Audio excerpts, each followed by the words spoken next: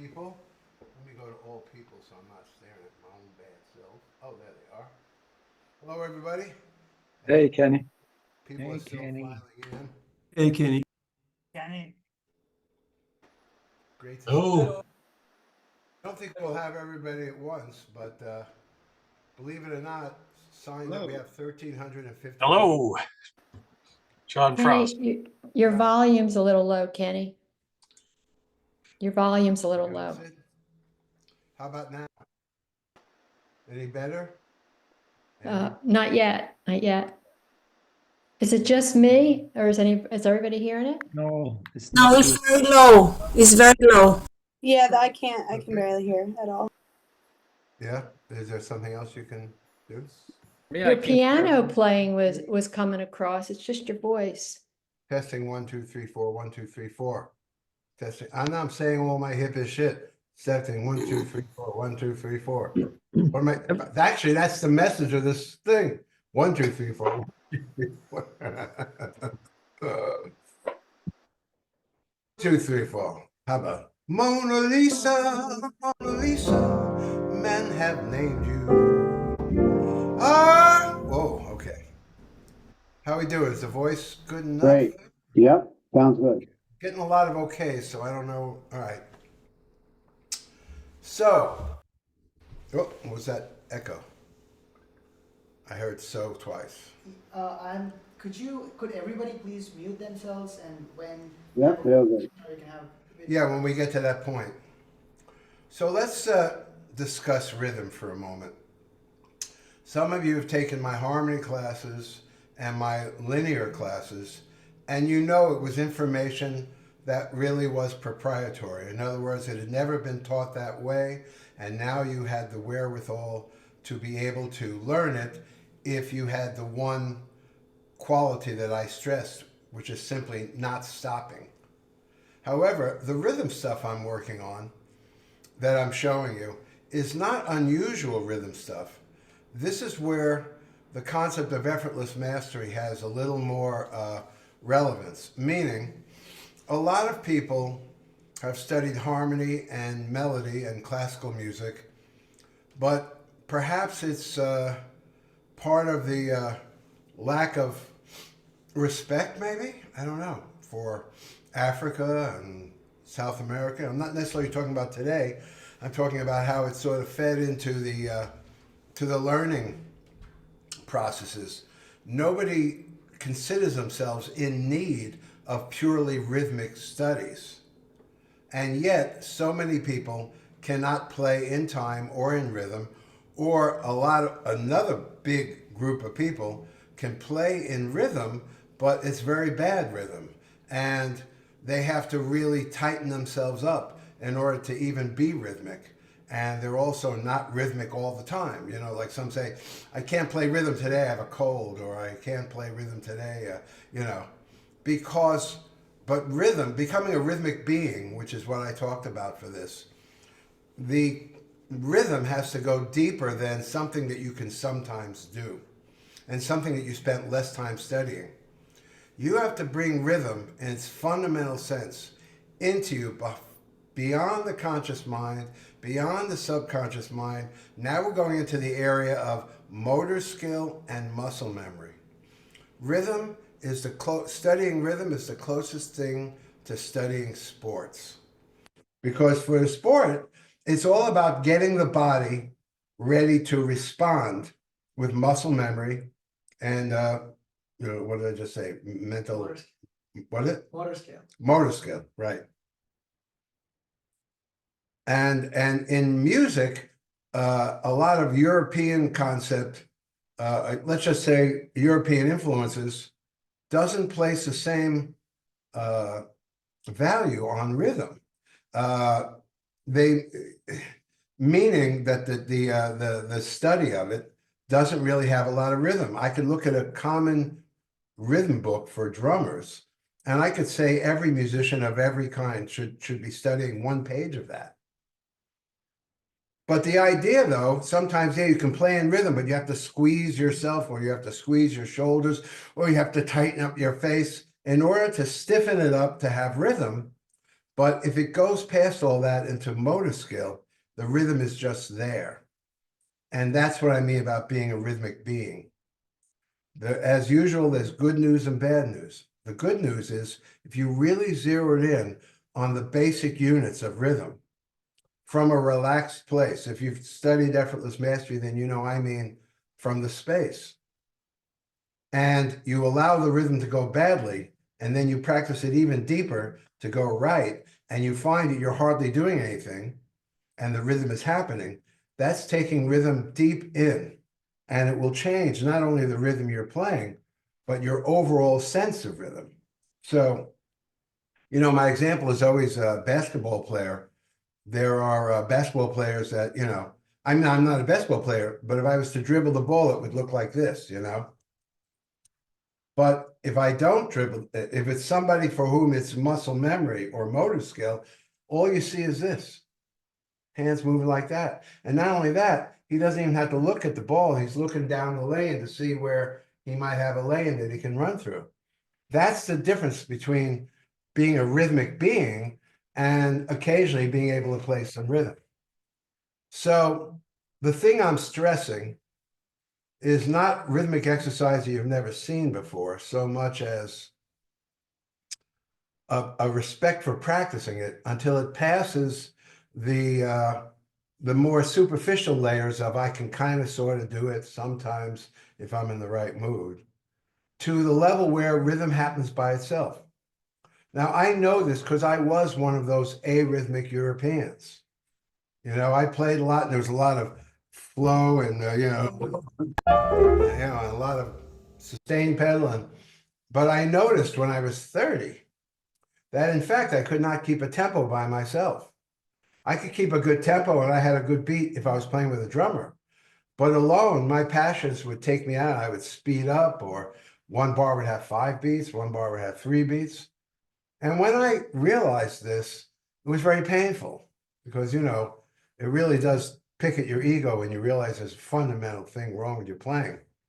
And from that point, I decided to make everything I practice have a rhythmic component, even if it was harmony or melody. So, for example, if I came up with a great melody, I would make a rhythmic exercise of it against the metronome. The metronome here is not how you get the feeling. It's simply a ruler to make sure that you're laying things in where you think they are, and that 4 bars is 4 bars and 2 bars is 2 bars. But yeah, the metronome early on, then when you take it away, you sort of feel that clicking inside you. That's what you want to go for. So there's a couple of stories of how I realized that there were these just different levels of rhythm. I remember when I was at Berkeley, you know, back in the early 70s, they had a club there called the Jazz Workshop. And it was just down the street from the school. And you could see Bill Evans 6 nights, you know. You could see McCoy Tyner 6 nights, Chick Corea, anybody. It was what a privilege that was. But of course, I was there every night. And when it came to Bill Evans, it was always so harmonic, more harmonic than the piano players that had gone before him. And I had to ask myself, why is he never lacking the proper chordal stuff? You know, no matter what he's doing. But the rhythmic guy was McCoy Tyner. Every time he played, the 8th notes or 16th notes were so strong that it felt like they were made by a vibes player. You know, like they can move the mallets that easily and lift up. And he played like that. If you listen to McCoy Tyner circa 1970s, when he was on his own, and also with trained, but especially once he went out on his own, you will hear this, you know, machine gun of intelligent lines. Now, when I went to see him every night, it always had that level of technical power. So I had to ask myself, why is it always on that level? Even if I talked to him after he said, yeah, I had a bad night, whatever, I couldn't tell. The level of motor skill, actually, that's a hint as to the reason. The level of motor skill was so strong that it didn't change what his hands were able to do, no matter what condition he was in. So I really contemplated that. Why was Bill always harmonic? Why was McCoy always so powerfully rhythmic? I mean, he could blow drummers away. And then I realized the most obvious of answers. It must be easy. That's the only way you do something right every time. You know, as I said in Effortless Mastery, use a fork, use it thousands of times, you never miss your mouth. There's always the old joke about, yeah, you know, I was drunk and, you know, I put the food in my ear, but, you know, let's face it, any state of mind, you can find your mouth with a fork. You know, now if I have to use chopsticks, that I do not have mastery, so I have to really concentrate, but I can do anything and still use a fork. That's what McCoy could do with rhythm. There was another great example. I was invited, there was a great bass player, Gene Perla. He played with Elvin Jones for a long time, and he had a great band called, with Don Elias, called Stone Alliance. And he was just a master rhythm and melody player. If you played with Elvin Jones, you better be a pretty strong bass player. So he was getting married, and he and Jan Hammer, who's a great pianist and synthesizer player, had both shared a farm they bought in upstate New York. They were going to have the wedding there. And they asked me to put a band together. So I brought a Fender Rhodes and a nice horn player and Elliot Zigman, who had played with Bill Evans, and I think Dennis Irwin, but that doesn't really matter. But we played great. I mean, the whole time, Jan, everybody came over, boy, you guys sound wonderful, you know? And I thought we were playing really nice, really in the pocket and really groovy. At the end of the party, these musicians, these drummers from Montreal came marching down the street with some kind of a bata, or I really don't know exactly what it was, but it was amazing. And I had no idea what it was. So Jan brought his organ. He had a whole studio in the basement. He had flats or whatever you call them, and brought the organ up so he could play some organ. Now, he hadn't been playing all day and he was drinking and partying. He started to play with these guys. And from the first notes, his rhythm, if my rhythm from playing the whole gig got up to here, the first time he touched the instrument, it started there. And I really realized there are really different levels of rhythmic mastery or input. You know, one person's top place might just be below another person's starting point. I remember going to see John McLaughlin's Shakti, and that band always played miraculous stuff. And I went, and it was one of the first gigs, and they were all so bummed out the way they played. And I said, wow, I would love to screw up the way you guys did, you know? So what explains that? Certain things can be done are easier for whatever reason. Sometimes it's a gift, you know? Sometimes it's someone was born. A lot of times it has to do with where you're born. There are rhythmic cultures. It's no accident that Cuban players, if there's one thing that they don't need a whole lot of training on, it's rhythmic training, or Puerto Rican players, or other countries in South America, or in Africa, obviously. But in America, where, you know, the dominant music is like Christmas carols, or else this sort of drumnistic boom, boom, boom, boom. It's for me, relative to those other cultures, an arrhythmic culture. In fact, I'm not sure that doesn't explain the discourse and lack of soul. The rhythm, the culture, the rhythmic and musical culture in America is probably 80% African anyway. I mean, if they weren't brought here, you know, we'd be listening to She'll Be Coming Around the Mountain, you know? So it's just a fact that America's greatest claim is also its greatest sin. But be that as it may, this is not a political show. Certainly not. The point is, a lot of white people like myself grew up in Long Island and you know, different, and rhythm was an additive. It wasn't anything we really studied. We didn't think you had to study it. And when I got to be 30 years old and I realized that the level of my rhythm game was not nearly the level of my harmony game or my melody game, it hurt. And I started to really focus on rhythm. And then these examples I just told you really showed me. Now, when I saw McCoy playing that level every day, I could have surmised, well, I can never play that way. He's McCoy Tyner and I'm not. That would be the incorrect observation. It is true that I might never play the rhythm on the strength of McCoy Tyner. But if I took the lesson, what I may, if I took the lesson that whatever was the motor skill of rhythm and found exercise to drive it deeper into my psyche, I surely was going to upgrade my rhythm. And as the decades went by, certain rhythms which I latched onto became a feature of my playing. And there's still players who I think, like Chick Corea, I don't think he was like metronomically the most incredible rhythm. And he played a lot of salsa gigs. I wish I had played salsa gigs. But these things have influences on you, or we might have come up playing that way. I don't know. But I went back, and this is the good news for you. Many of you have this relationship with rhythm. It's kind of rhythmic, but not really. It's scary, and you can play better if it's rubato. If you attack it the right way, from a neurological point of view, affecting the motor skill, you can upgrade to levels that you didn't think. In fact, you can upgrade to levels that you weren't going to reach because you never would have had, because of the romance of music, you never would have found exercises that do that directly. So there's some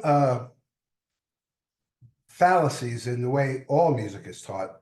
And rhythm, one of the fallacies is having people transcribe or play long rhythmic patterns of many bars.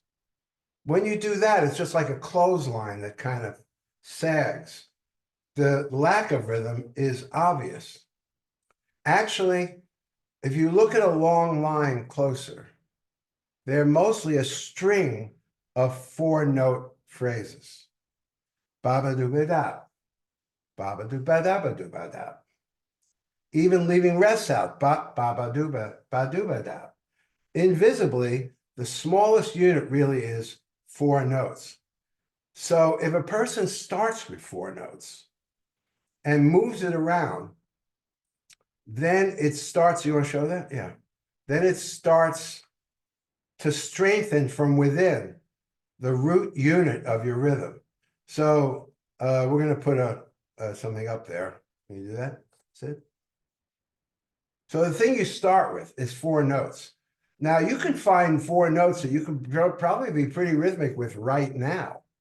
If I went to, that works pretty good,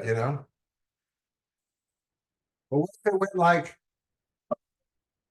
maybe not as well, or.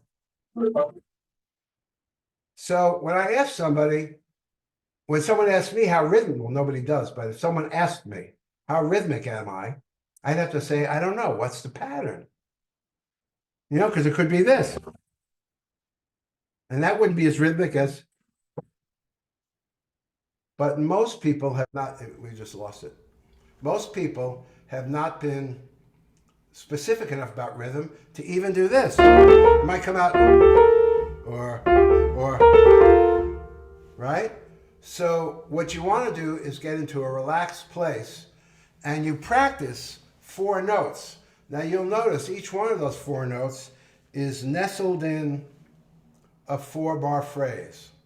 The reason for that is that most Western music goes along 2 and 4-bar phrases. So while I was always lazy when it came to practicing.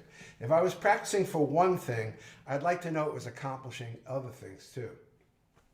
So for example, if I just take these 4 notes, but I have to wait 3 more bars to play it again, and I stay relaxed, I mean, this is me doing it, this is you doing it. Let's see, make it a little faster. Right? I go.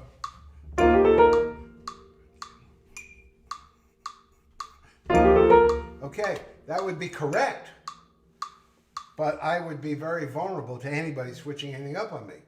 What you want is this.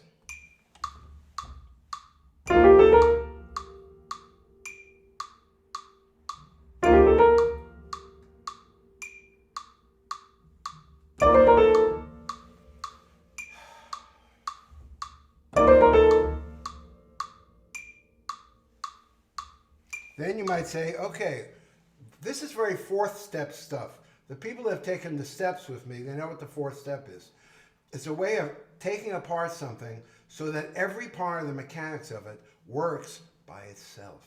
That's the big thing. As long as you have to work it, then you're vulnerable to attack from other rhythm people. When it happens by itself, you are rhythmic. You are a rhythmic being. So what if the next thing I might do is change the pattern. Okay, that's not as easy. So I go, see that? Not just the last two notes.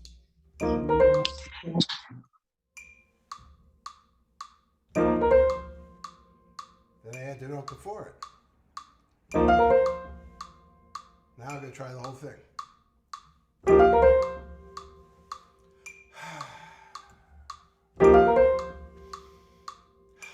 And so on. Okay, can you go back to the page? So assuming,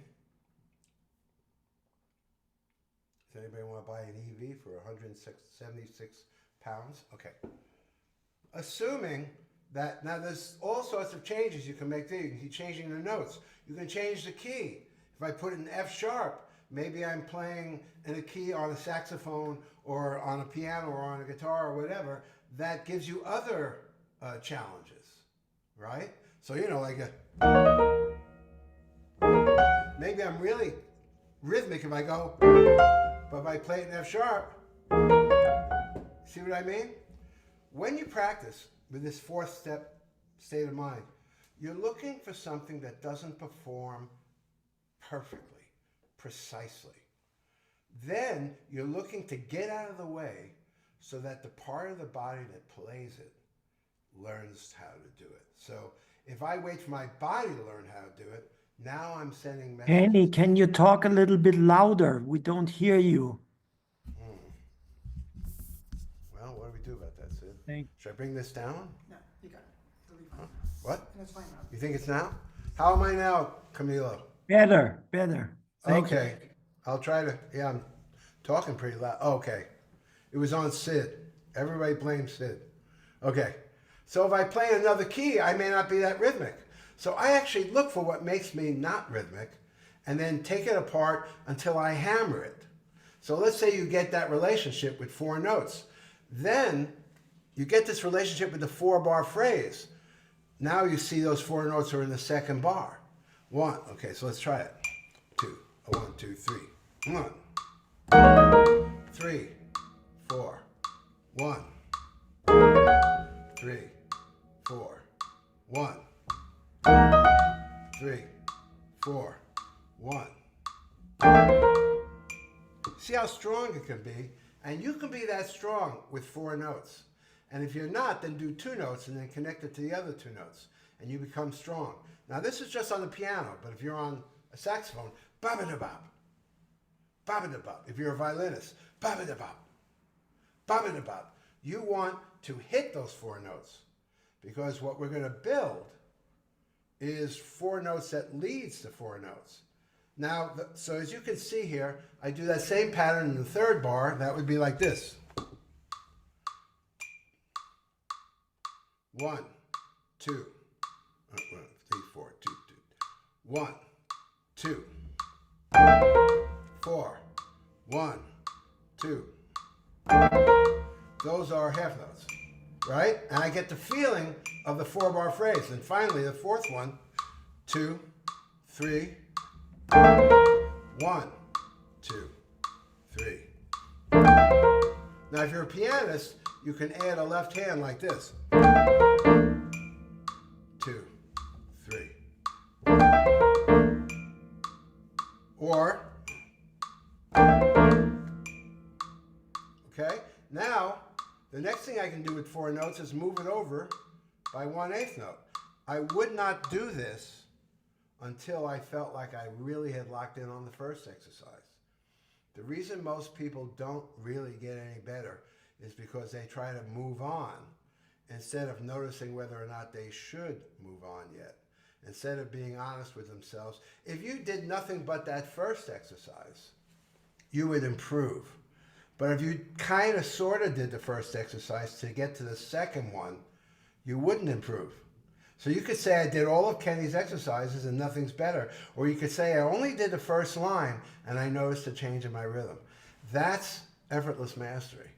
It is quality over quantity.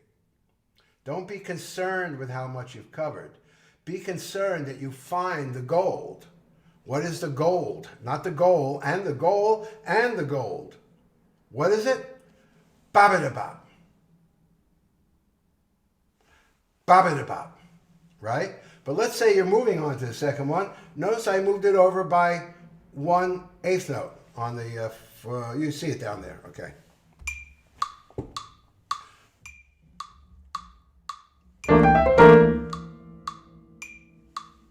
No left hand yet. Now he's trying 1/8 note later.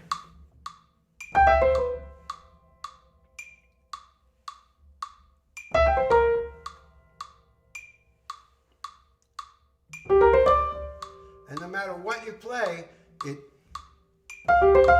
drops in there right where it's supposed to be. Okay? If you're allowed left hand, you could go like this. I'll talk about piano plays for a little while, but 2, 3, 4, 2. So I take the first exercise, 4, 2, 3, 4. But the second one, that's a little trickier. Check it out. Ooh.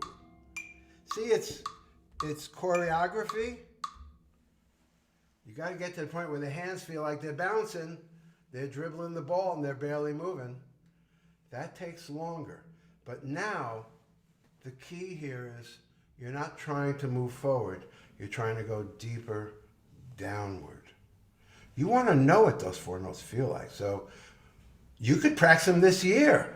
And you're gonna say, I'm not moving forward, yet your playing is better. Absolutely. So then I can do the same thing with that. I can put it in the second bar, you know. Okay. All right.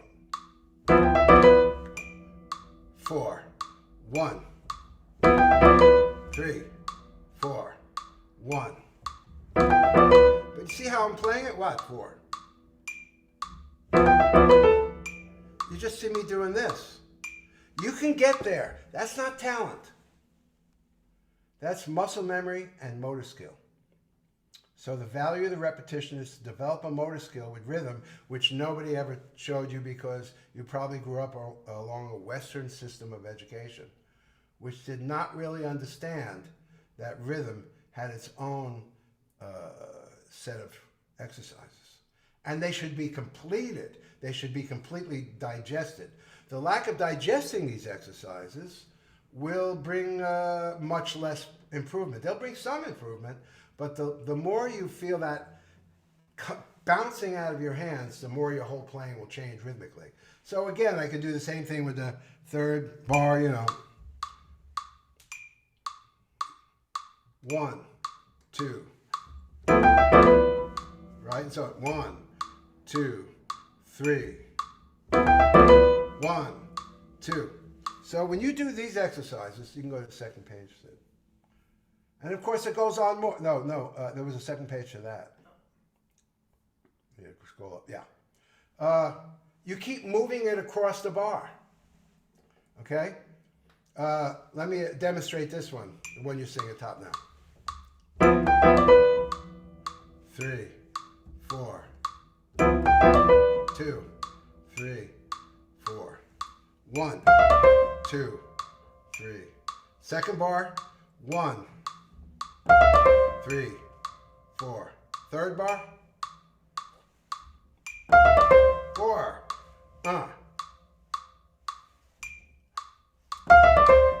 And so on. Next one is nice. 1, 3, 4. 1, 3, 4. 3, 4. 1, 2, 3, 4. In the fourth bar, 1, 2, 3, 1. Now, you might say, wow, so quickly, I know what bar I'm in. and what rhythm I'm playing. And this is where I like to say this, follow this. It's not that I can find those rhythms because I'm a better player than you. I'm a better player than you because I easily find those rhythms. Do you get the difference? The difference is nobody was born here to own something and someone else is locked out of the kingdom of heaven. But when someone devotes, and not a lot of time, but regularly repetitive time, to understanding what bar you're in, what part of the bar you're playing, and that your eighth notes have that kind of flow. The changes that will come were the ones many of you were always waiting for, but never practiced it specifically enough. You thought the rhythm was about understanding Kansas City or Harlem or, yeah, all these things are the sociology of the rhythm. But at the very core, the rhythm has to do with muscle memory and motor skill. People that grew up with it have muscle memory, right? The other day I had a singer in my classes, and she's very young, and she sang a standard, and I said, oh, you didn't learn to do that here. She said, no, I've been singing since I'm 11, standards. That's muscle memory. You can't beat that. But the good news of effortless mastery is you can bring something into your playing that you never did. You just have to be very discriminating about how you practice it. Meaning it has to be squared up to exactly what you're practicing. The second part of effortless mastery is doing it from the space, which, if you haven't taken my course, means doing it from a fairly relaxed place.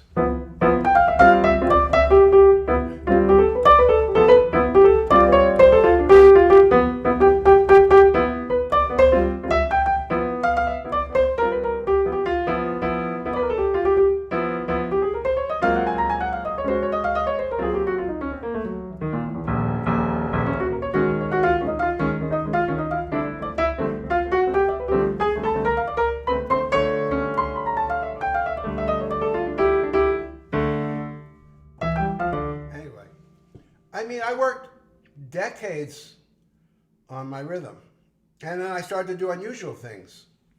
So the people I teach, the level of entry depends on their level of rhythm or lack thereof. Most people would really be able to use this rhythm. I mean, this practice. Did I do this one yet? Yeah, I did. Okay. Oh yeah, the very last one I think is starting on the end of 3. So like 1, 3, 4, 1, 3, or the second bar, 1, 2, 3, 4. By the time you're doing that without a lot of thought, you will notice that rhythm is starting to express itself a little more than it did last year. That's the other part of being in the space. And when I'm coaching people, I'm coaching them not to ask themselves this deadly question: how am I doing? We don't want that question, because the ego always answers, well, nothing's changing, man. Something is changing. But you want to be focused on what you're working on. If it doesn't absolutely and forget about the style of music. You want this in your motor skill. You want this in your muscle memory. It doesn't matter if you wanted to play like this, you know.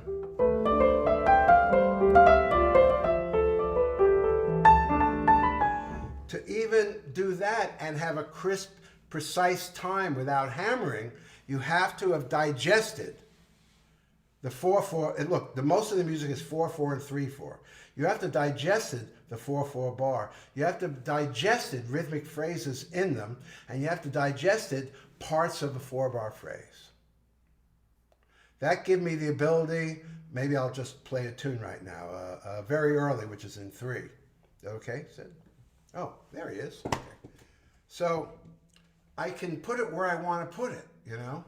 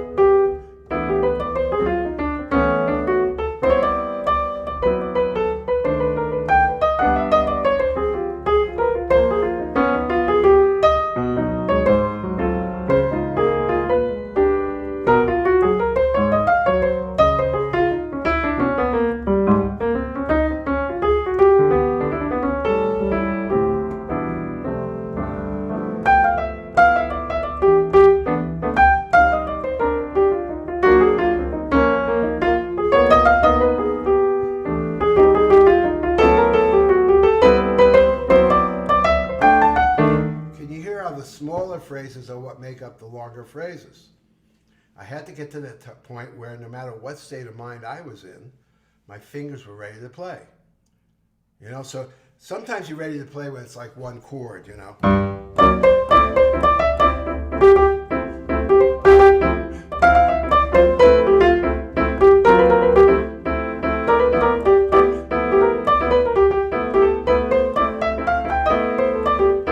Right? But what about a tune with a lot of changes? It's rhythm, but I call it intelligent rhythm. Because not only is it as rhythmic as if you were playing on one chord, but there's all these chords going, and you still have the rhythm. So I'm going to take a tune that's pretty much all chords, giant steps. But you'll see I won't abandon the rhythm in order to make all those changes. And that's what I call smart rhythm. Rhythm that can outline changes without losing the rhythm. So a lot of times someone can make a little rhythm and then they play changes and it gets totally kind of flaccid. So here you go, giant steps.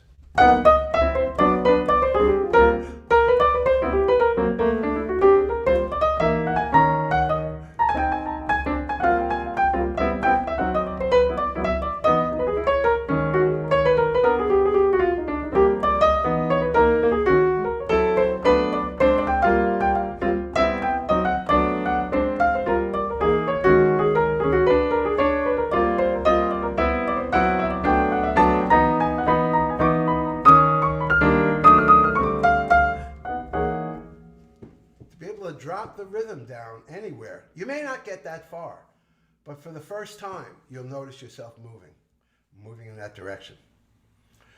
So once you've really explored the 4-note thing, because you could do it in 3/4 or 4/4, then comes the 8-note thing. Let's see that.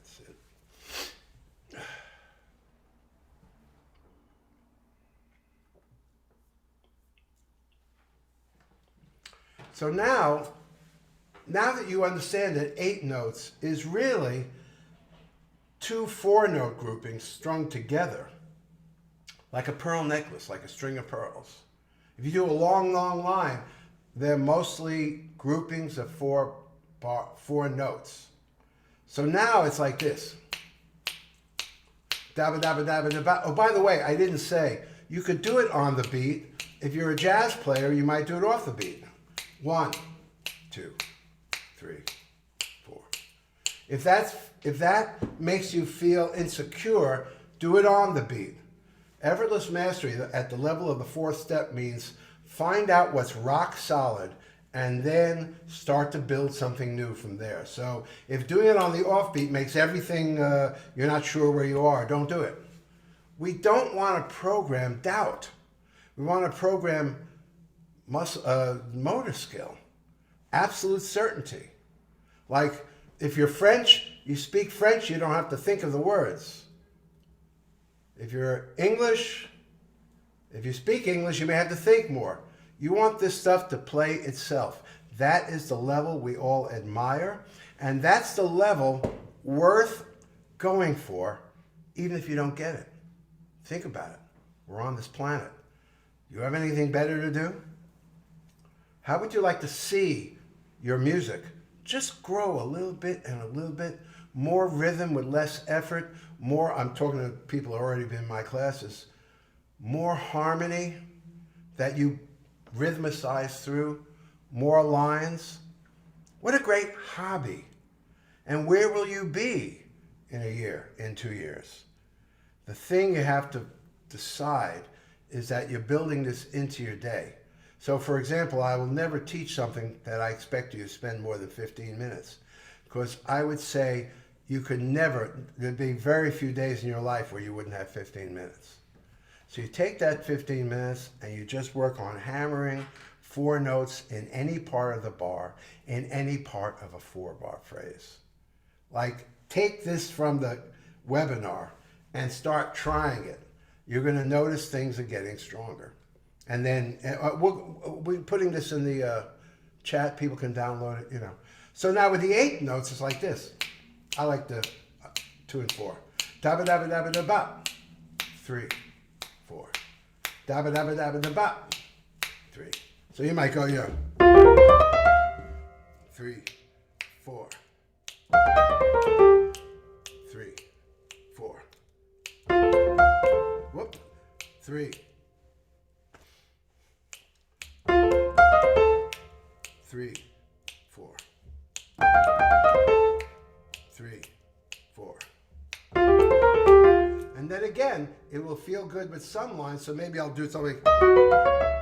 So, you know, let's see. Okay. 3, 4. 3. Everything that disrupts it, I'm going to practice it so it gets as strong as this. 3.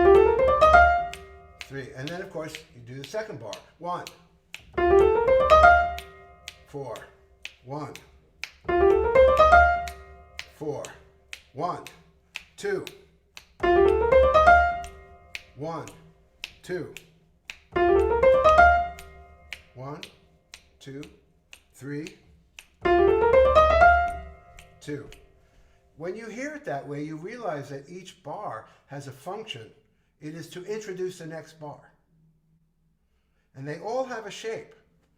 So these now, you do the same thing with this that we did. Well, no, you can move it across the bar. So let's say I take that first one and I start on the end of 1. 1, 2, 3. I should put the measure on.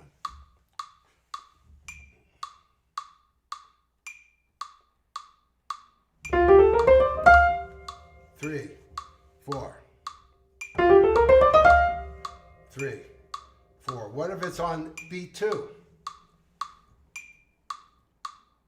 1, 3, 4. What happened? Oh, I think I'm starting to get a phone call. 1, 4, 1, 3. If you move it over another one, it's like 1, 3, 4, 1, 3. Put it on beat 3. 1, 3, 4. You get the idea. Now, there's also rhythms where you start to leave 1/8 note out. So let's see the first one. It's like this. 1, 2, 3, 4. 4. 3, 4. I'll play the third one. 3. I'll just sing them. 1, ba-da-ba-da-ba-da-ba.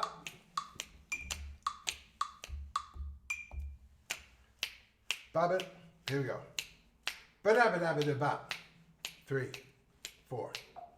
Ba-da-ba-da-ba-da-ba. 3. Next one. Ba-ba-ba-da-ba-da-ba. 3, 4. Ba-ba-ba-da-ba-da-ba. 3. Now I'll do this one in bar 3. 2. Ba-da-ba-da-ba-da-ba. 1, 2. Ba-da-ba-da-ba-da-ba. I'll do the fourth one in the next one in the fourth bar. 4. 1, 2, 3. Ba-ba-da-ba-ba-da-ba. You recognize these rhythms, but now you see the 8th note and the 8th note rest are the same unit, and you're practicing the syncopation of leaving one out. The next one, da-ba-da-ba-ba-da-ba.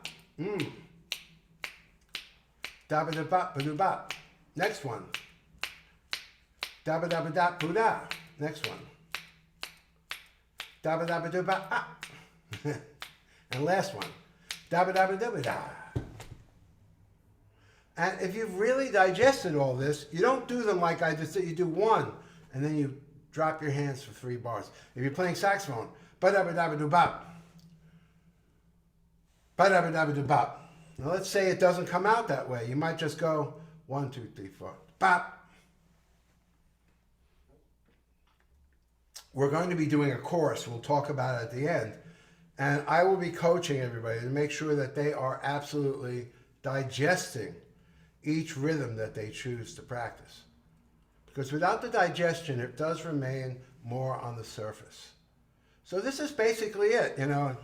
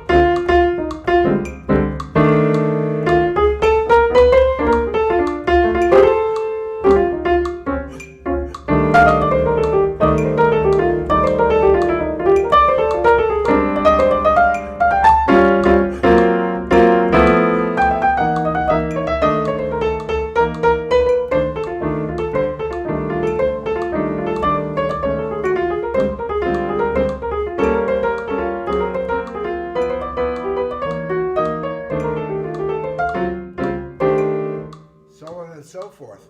Now that's obviously just for playing jazz, but it really applies to anything you're going to play, even a ballad or even a pop tune. You're strengthening your rhythm from within by dealing with the smallest unit, which is the 4 notes. So, you have some questions about this, anybody? Yeah, there's been a few questions. Yeah. Let me read through some of them from the top. And after I read these questions, if any of you has any questions, please raise your hand in the chat and you can unmute yourself and start asking these questions. I'll call you out.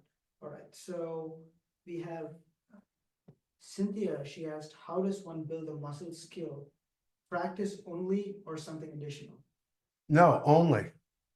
But let's just say you play 4 notes, Cynthia, and they really are weak, which a lot of us try not to notice, you know. Try 2 notes. Ba-da, then try the second 2 notes. 1, ba-da, then try the third 2 notes. 1, ba-da, then try ba-da-da, then try ba-da-da-ba. You'll find your fingers, there'll be 1 or 2 times where your fingers will really do it for you. I'm not talking about really hammering. I'm just saying your fingers will have it. Then they will probably lose it. Because when you're starting a new pathway, it's a shallow pathway. So you go back and you retrace your steps again. Start with 4 notes. If you get to the point that you can move 4 notes around and that a few different phrases doesn't need to do that precisely, then you could either go to the 8 notes or you could go to moving them around the bar, you know. But yeah, really, this practice should be done on its own. That's why I say it could be 10 or 15 minutes. But if you're doing that every day, then your body is taking on the motor skill. That is transmitting through muscle memory. Ba-ba-da-boop, ba-da-bop, ba-da-ba-da-bop, ba-ba-da-bop. See, all that is just combinations of 4-note groups. You know? Can you say something about tempo practice, like what tempos to practice at? Yeah, you take a tempo. Oh, that's good you said that, because if, let's just say it will not come out clearly. It's perfectly fine. Actually, it could be therapeutic and it's humbling. So you have to be humble, which is also good.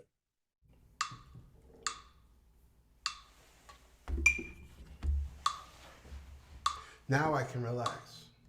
3,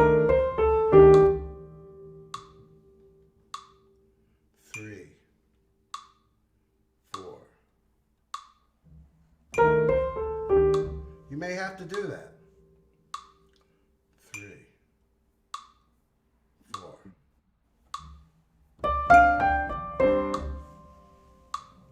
Now, then I'm not personally believing about, Sid, can you share with Yamor the EM?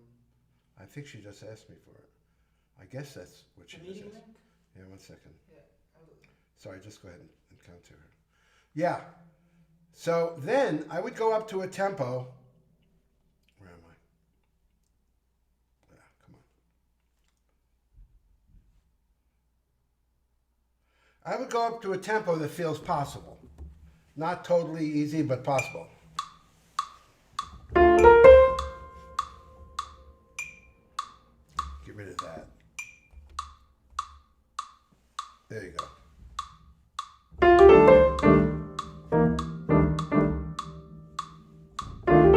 If you're a pianist, you could do this.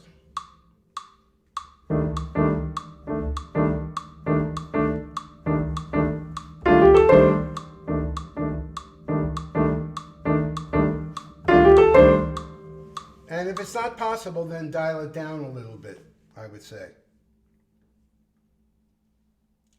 Find that speed where you can really learn to play cleanly, and then kick it up some more. 4 notes, it's really possible to change. It's when you start either, extending it to 5, 6, 7, 8 notes that you'll hear the weakness in it.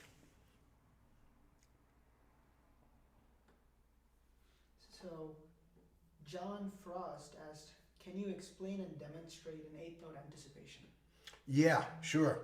Well, all right. So if I was to put this line, this 4-note thing, on beat 3, then the 4th note of it would be the 4 and the 4 anticipation. So 1, 2, 3, 4, 1, 2, 3, 4, 1, 2. That was an anticipation. If you take the other notes away, you would just practice that. 1. 1. 1. 1. That's an anticipation. And so you can still play over the bar. You can go like, if I play a longer line. There it is.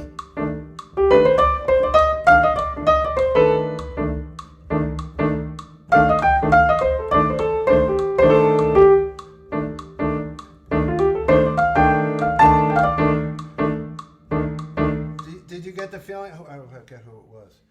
John. John, did you understand it? Thank you. Yes. If you have to, just play the anticipation. If you do it, let's put this on 1 and 3 for assuming most people could appreciate that. 1, 2, 3, 4, 1, 2, 3, 4. See, it's not 1, 2, 3, 4, 1, 2, 3, 4, 1. It's this. It's before that. 2, 3, 4, 1, 2, 3, 4. And that, if you're learning jazz, I mean, you hear that in funk and other kinds of music too. Funk is sort of like jazz with a different beat as far as the rhythm of it. But if you're playing jazz, that's what makes it swing.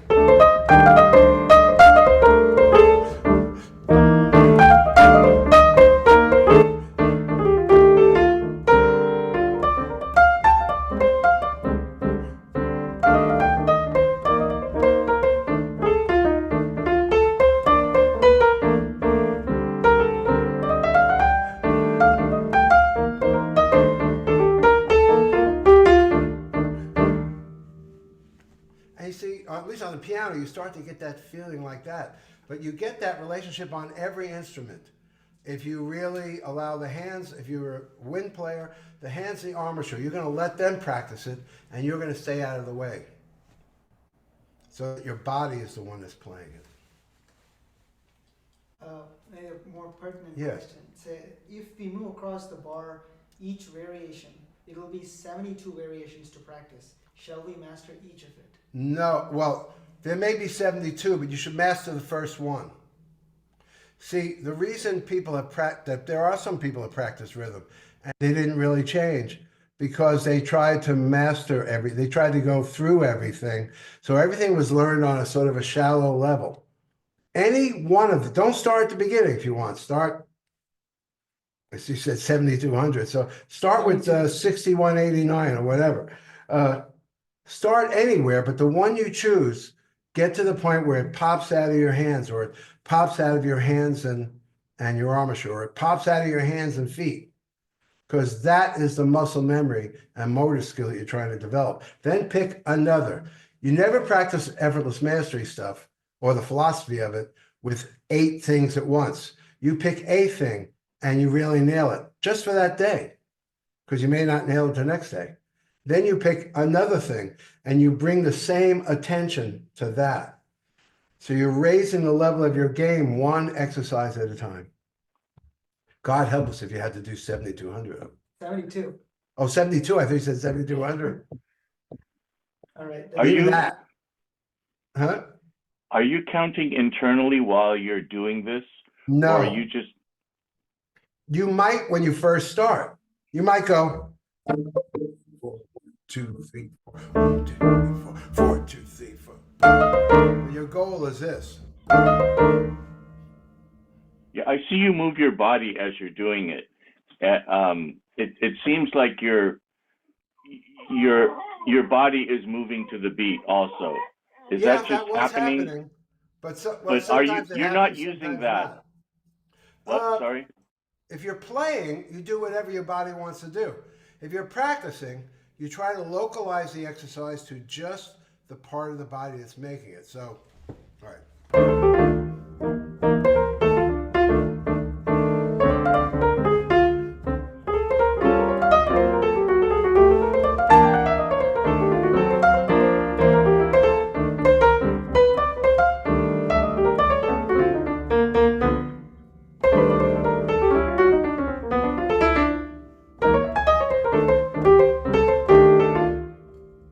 And the,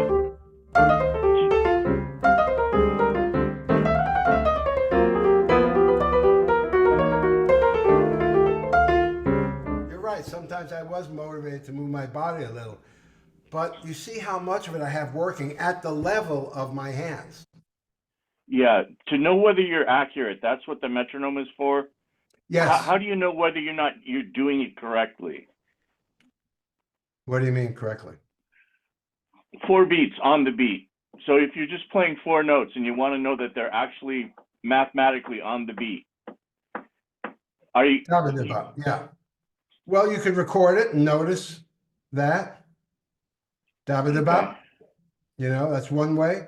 When you move it over, is it only over by 1/8 note? 1, 2, 3, 4. Ba-da-ba-da-ba. You know, you could do. I think you'll feel it. The thing is, when the hands or the hands in the armature or whatever you use, as they start to get really locked in, you start to identify these rhythms as being in or out. I think you'll just hear it. Okay. And you want to Okay. know that you can play it easily, because then you're going to do a variation. You're either going to change the bar or you're going to change the place in the bar. And those two things, say over a year's time, how many times have you taken a project and talked yourself out of it in like 3 weeks? So let's say, you know, when you're working with me, we work for 10 weeks and we try to instill, besides just the information, like I say, this is not revelatory information of rhythm. What's revelatory is how you will practice it until the body takes it over. And sometimes that's a coaching thing, you know. But hopefully, even if you relook at the webinar, you say, okay, I'm going to take a simple unit and I'm going to let my hands nail it. And when they do nail it, I'll move on to another simple unit or a variation of that simple unit. But if you do it one at a time, now let me give you a little proviso about that. Don't do the same rhythm for 4 years or a year. If you find that you can never really straighten it out, slow it down. It doesn't really matter at what level you become clear, but you do have to become clear. So it's like, so after those 4 notes, you may want to do a note pickup into it. You know, or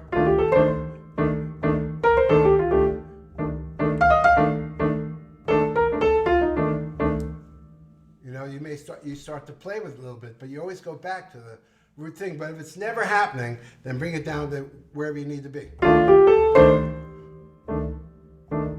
really relax between those. See, I could play any notes now and this will work. So this is a good tempo for me to practice.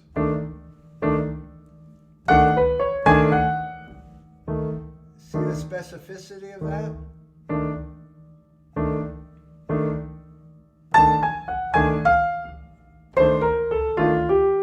Honestly, if you take it down to where you can absolutely know that you're precise, anything you can do that way, you can then speed it up. And then if you lose it, you go back down to the slow. Ultimately, the humility part is that you're not upset with what you gain and then lose, or you're not upset about the pace.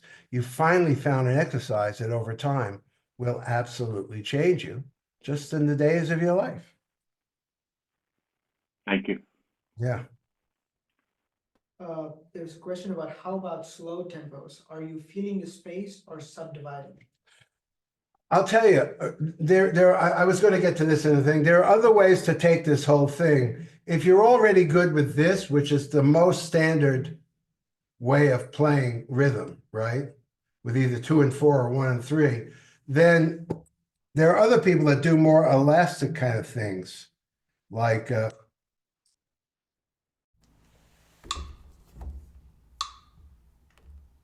maybe a little slower.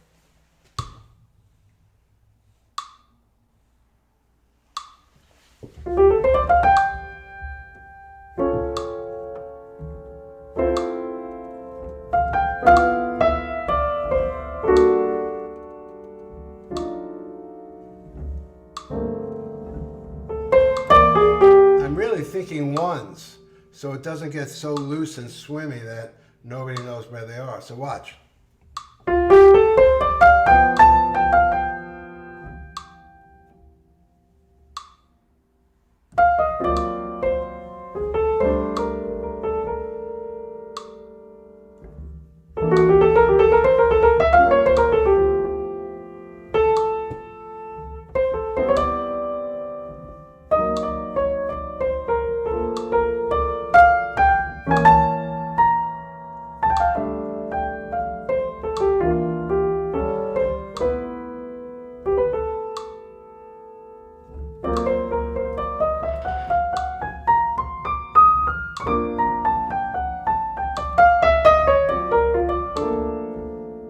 See how that goes?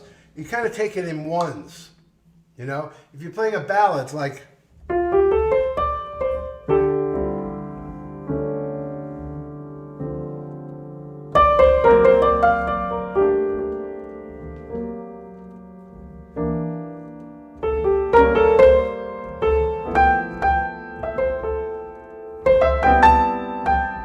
but you still feel that symmetry even in a ballad, rather than it getting kind of all swimmy and people are, you know, starting to feel like a funeral.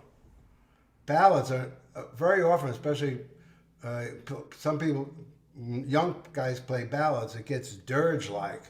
But the beautiful walking ballad,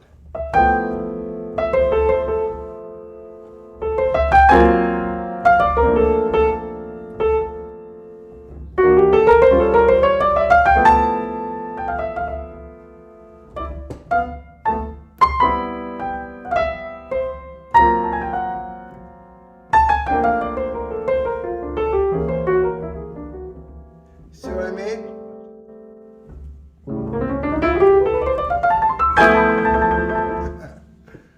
You can really mess around when you feel the outer regions of it. So another thing, if let's say someone's taken the class and they're very advanced, then I might give them this. There's ways you can play any kind of number of stuff in here. So let's say,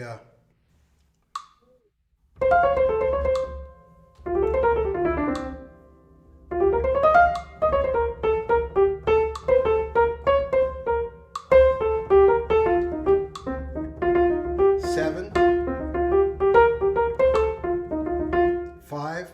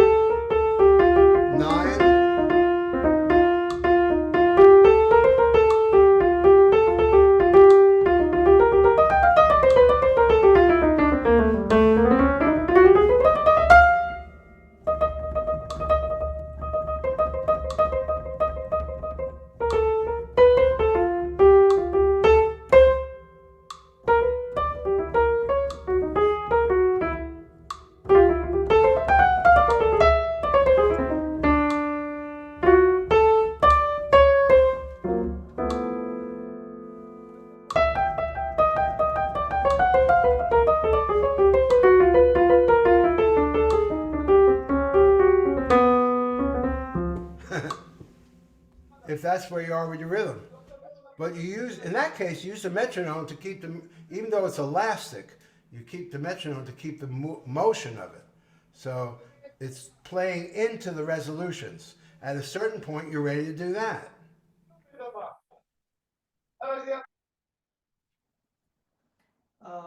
You already answered this, but there's a couple people, I don't know if you want to add anything to this. Are you counting while you play patterns with foot or body? I mean, while I'm playing, it may happen, I may start doing that with my foot, but the thing that makes it dependable is the fact that I don't have to do that. Because the majority of the information is coming out of muscle memory and motor skill. There are times I'm playing the intensity, I go, yeah.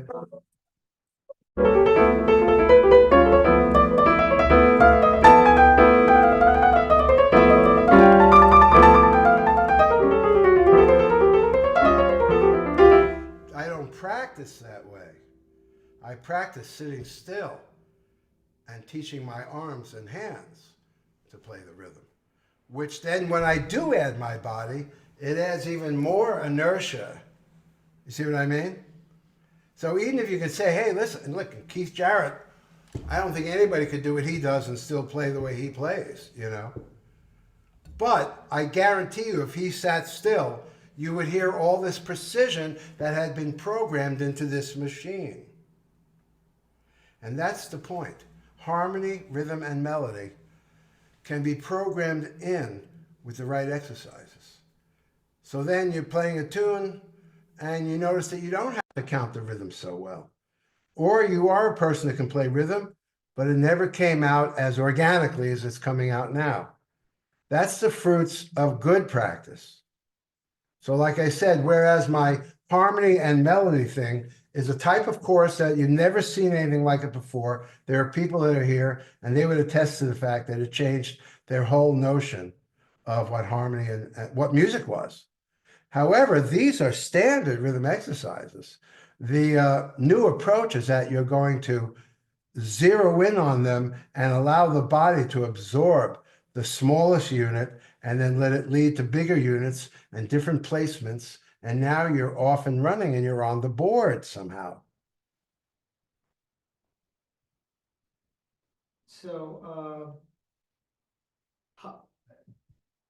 any comments on how to avoid rushing when playing, especially live?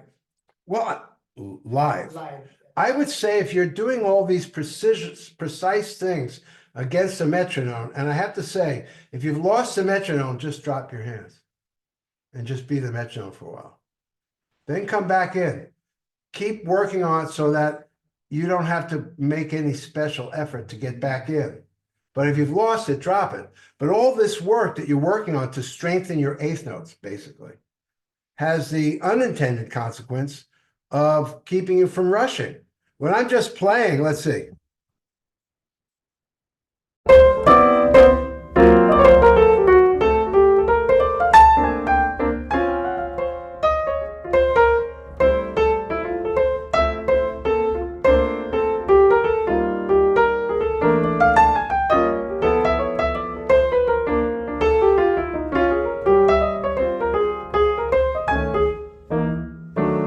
I can feel those spaces without rushing. I know what makes you rush. You start filling in blank spaces.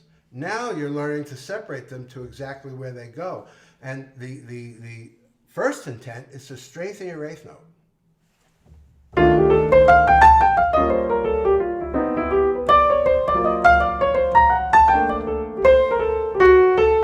That's mostly my fingers, you know. But while you're doing that, you're really learning of the strength of where the actual pulse is. And it should get better. But if you practice this for, let's say, three months, and then you go and rush on a gig, don't make the ego mistake of thinking that the practice is the wrong thing. Keep going. One day, you won't rush. So much of the coaching is about that.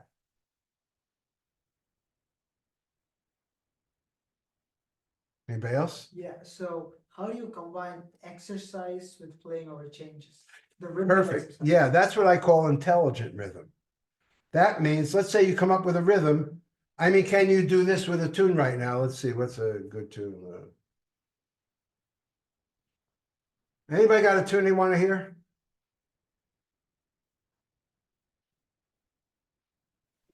Stella. Weakest Dream? I heard Stella. Did you say Stella?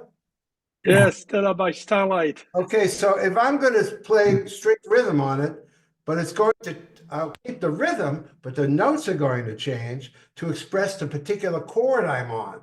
That's what I'm calling smart rhythm or intelligent rhythm.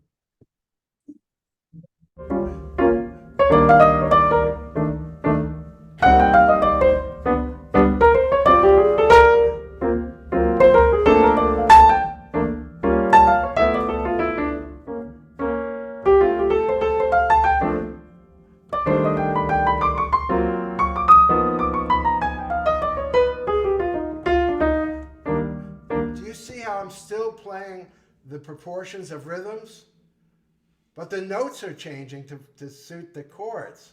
Yeah, that's intelligent rhythm. And it's another reason people never become rhythmic, because they try to solve the rhythm on tunes. The first thing you should do is solve the rhythm on notes that don't change. Then you can change the notes, but not the chords. And then when you're starting to notice that that's kind of the way your hand or your hand and your armature or your whatever is working, then you can throw these, what is it, running where you have to jump over these things? Hurdles. Hurdles. The chords are the hurdles. You're going to groove just as easily as if it was one chord.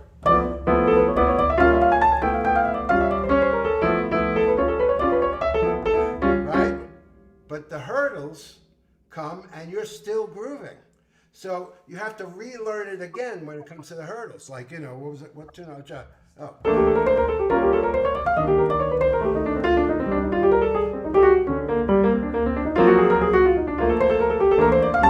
Now, can't you all hear already that that's not a long line, but a collection of 4-note groups? I would venture to say many of you hear it differently already. Would you say so? I guess you can't answer that, but yeah.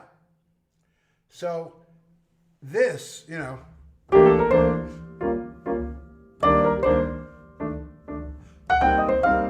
it just gets you down in the place. You see, it's always moving forward.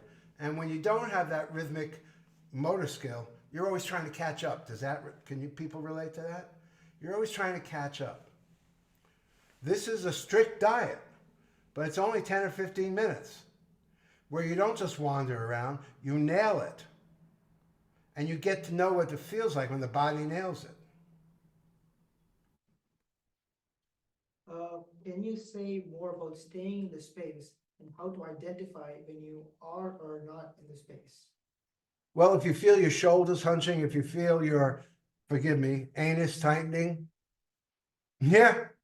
To be rhythmic, a lot of people go,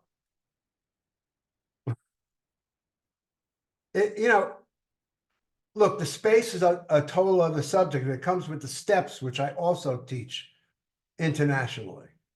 The steps meaning the space, here's the space. And all I'm doing is, I'm not focusing on my fingers because I'm giving them permission to play. I guess we'll have to do this again, the first step and the second step. So once I finally empower my fingers, because I'm not focusing on my fingers, I'm focusing on my breathing. Now the second step means moving around. The third step is done. That's the space. The question is, can I play rhythm from the space?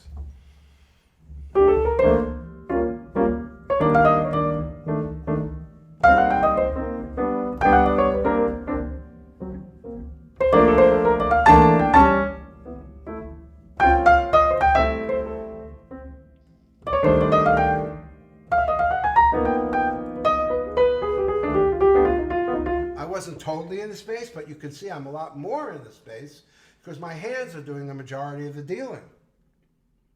Do you understand?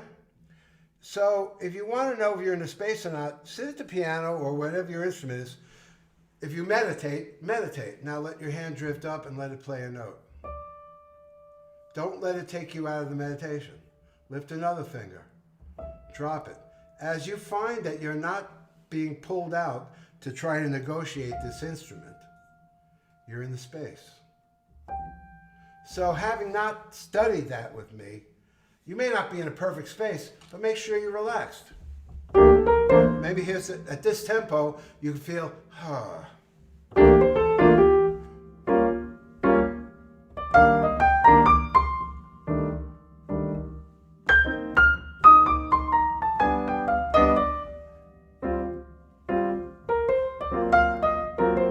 Rhythm can start to become very sweet when it doesn't take any extra scrunching to make it happen.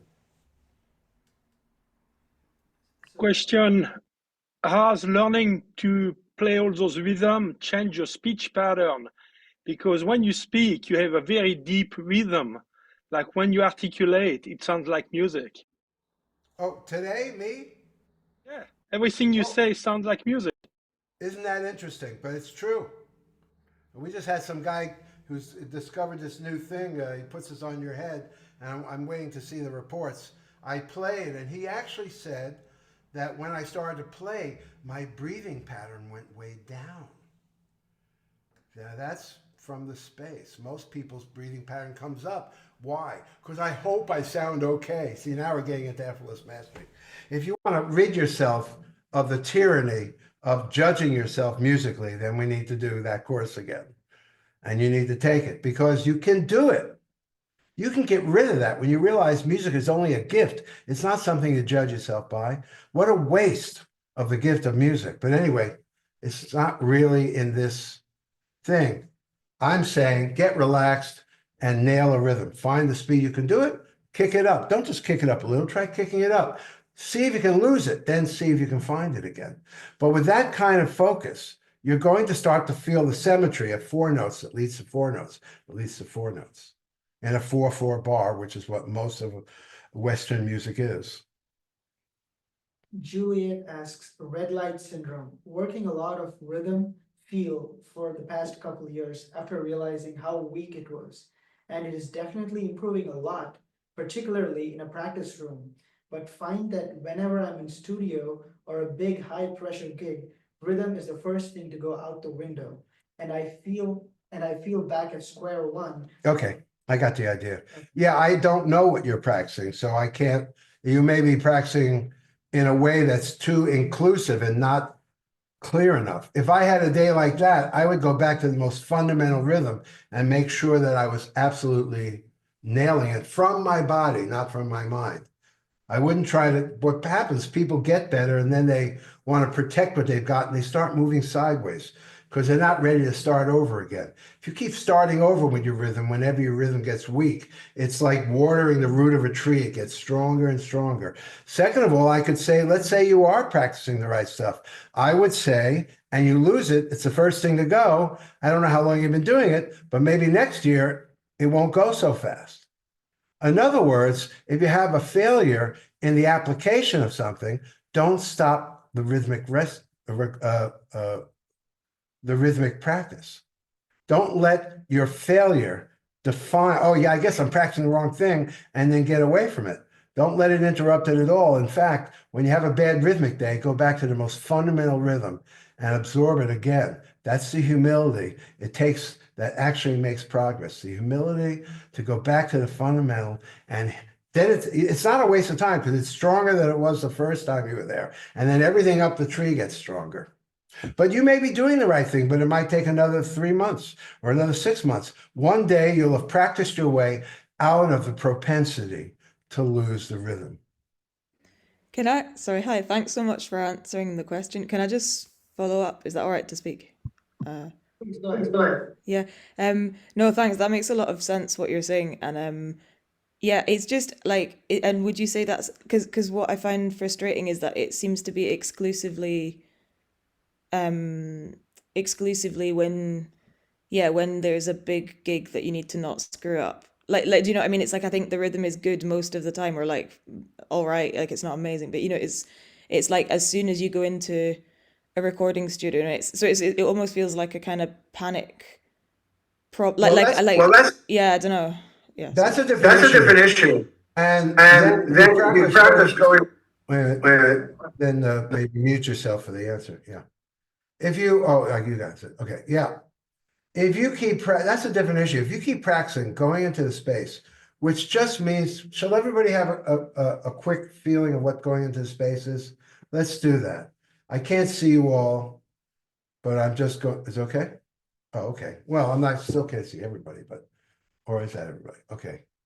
We actually have 1,350 people, but they're not all on at once, luckily. So let me just give you an example of space. Now, if you go to this space and then you extend your feeble hand towards your instrument, right? You'll get an idea what this is. Is everybody breathing here? No, I like seeing everybody. That's good. I don't know if they wanted to see you do it. Oh, okay. Is everybody breathing here? Yes. Yes. So I usually say, now I don't know most of you, but how did I know that you were breathing? Some kind of ESP, right? That's the joke. Everybody's breathing, right? And you know approximately where you are breathing? And we'll do this in the courses too, because you can't really find the space unless you can see how easy this is. Now, from wherever it is you're breathing, just pay your attention and notice how it's breathing. Go.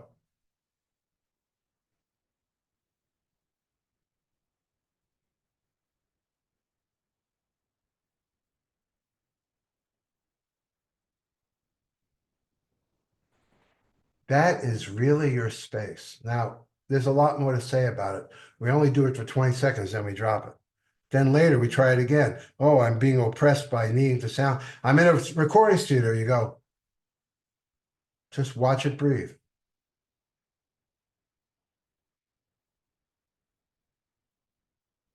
And that way, I mean, there's a lot more to it than that, obviously, but that way you start to become one with your instrument. Look, if I watch myself breathe, it doesn't matter what I play. Oh, by the way, and everything I play sounds like the most beautiful thing I've ever heard. Because from this space, not only do the notes sound great, but you don't hear notes as anything but sounding great.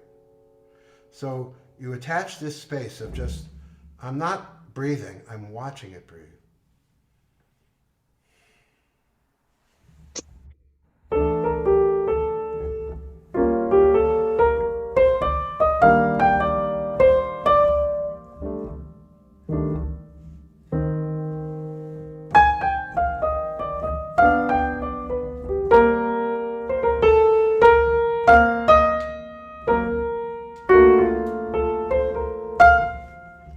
So try just 20 seconds sitting there at the piano, watch it breathe and forget it and start to play.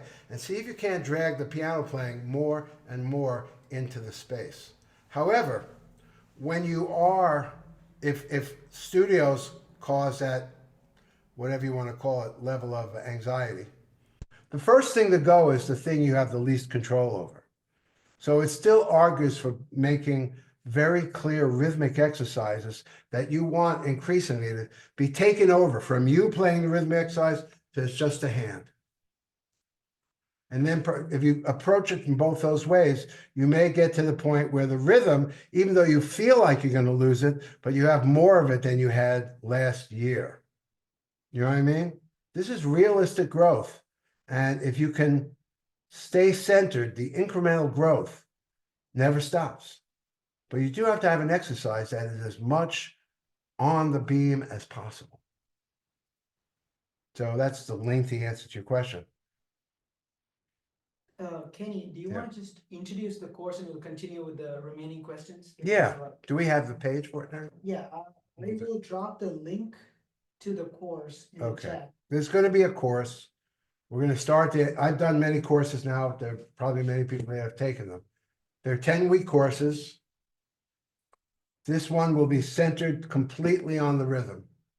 Whoever we have in that course, not only will I prescribe what rhythm they should start with, they will be playing it for the class, and we'll be noticing where they're not giving it over to their hands or their hands and their armature.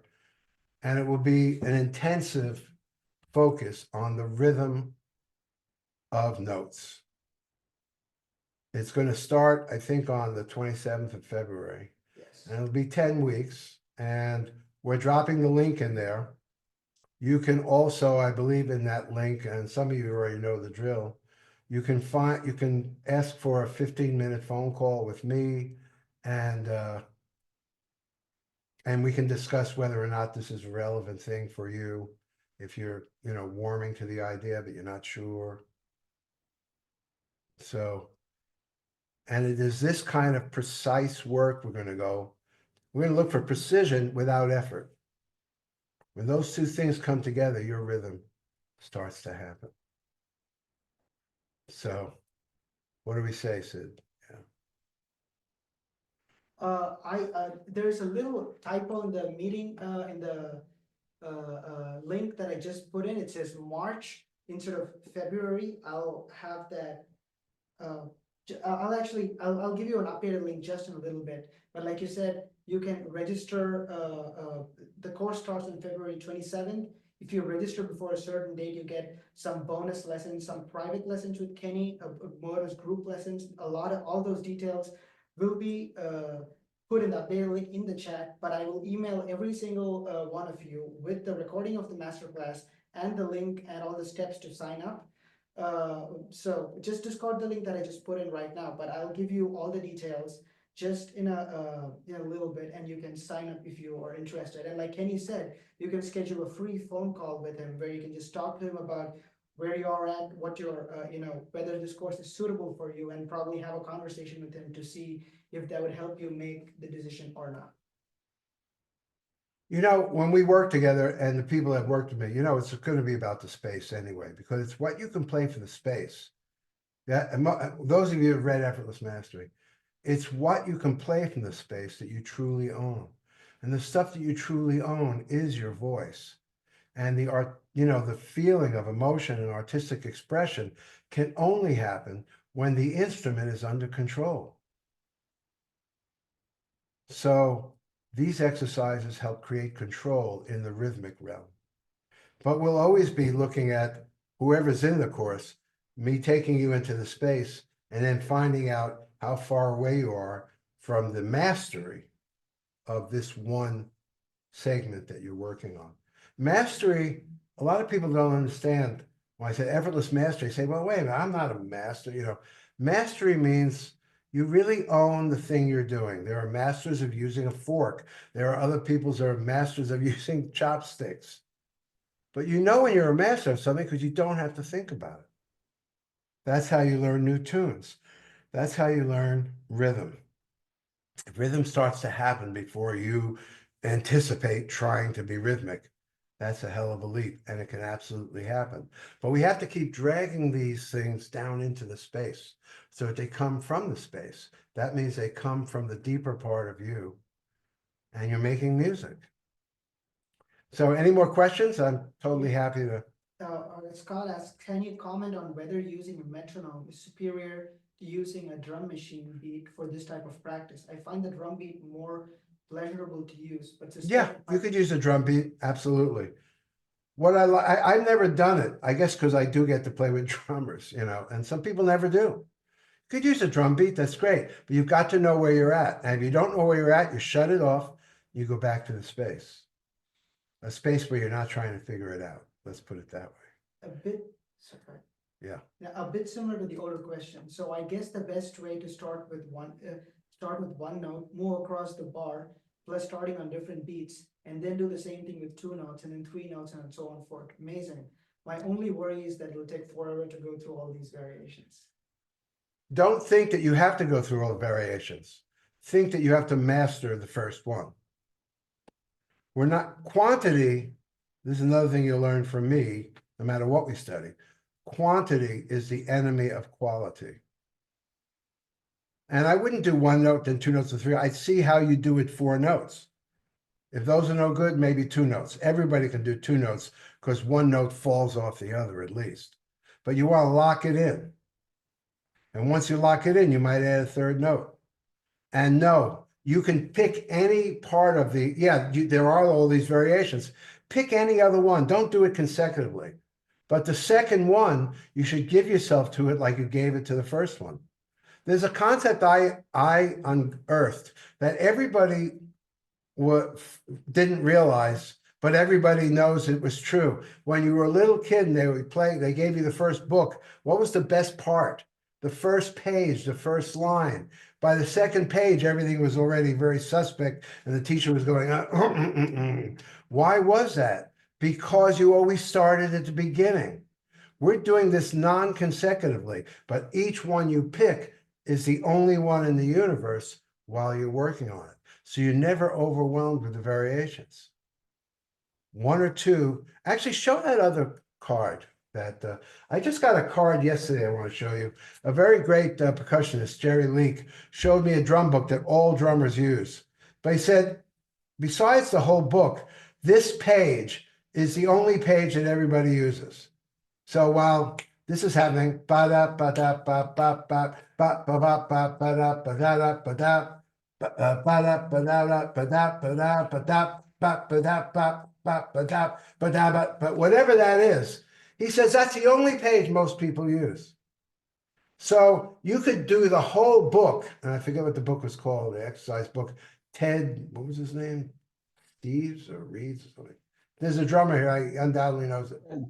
Syncopation, that read syncopation. Yes, right. But this page will take you everywhere you want to go.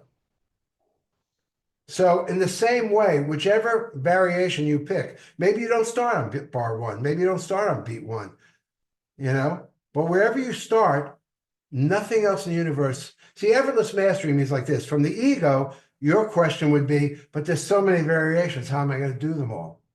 From the space, there are no variations. There's the thing you're doing.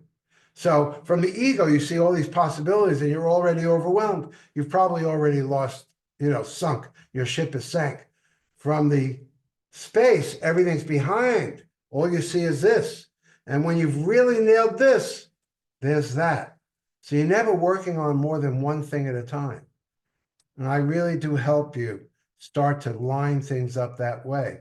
I mean, whether you think you have 18 things to practice or you do from the space know that you only have one thing to practice, regardless of which way you go, how many things can you practice at one time? One thing.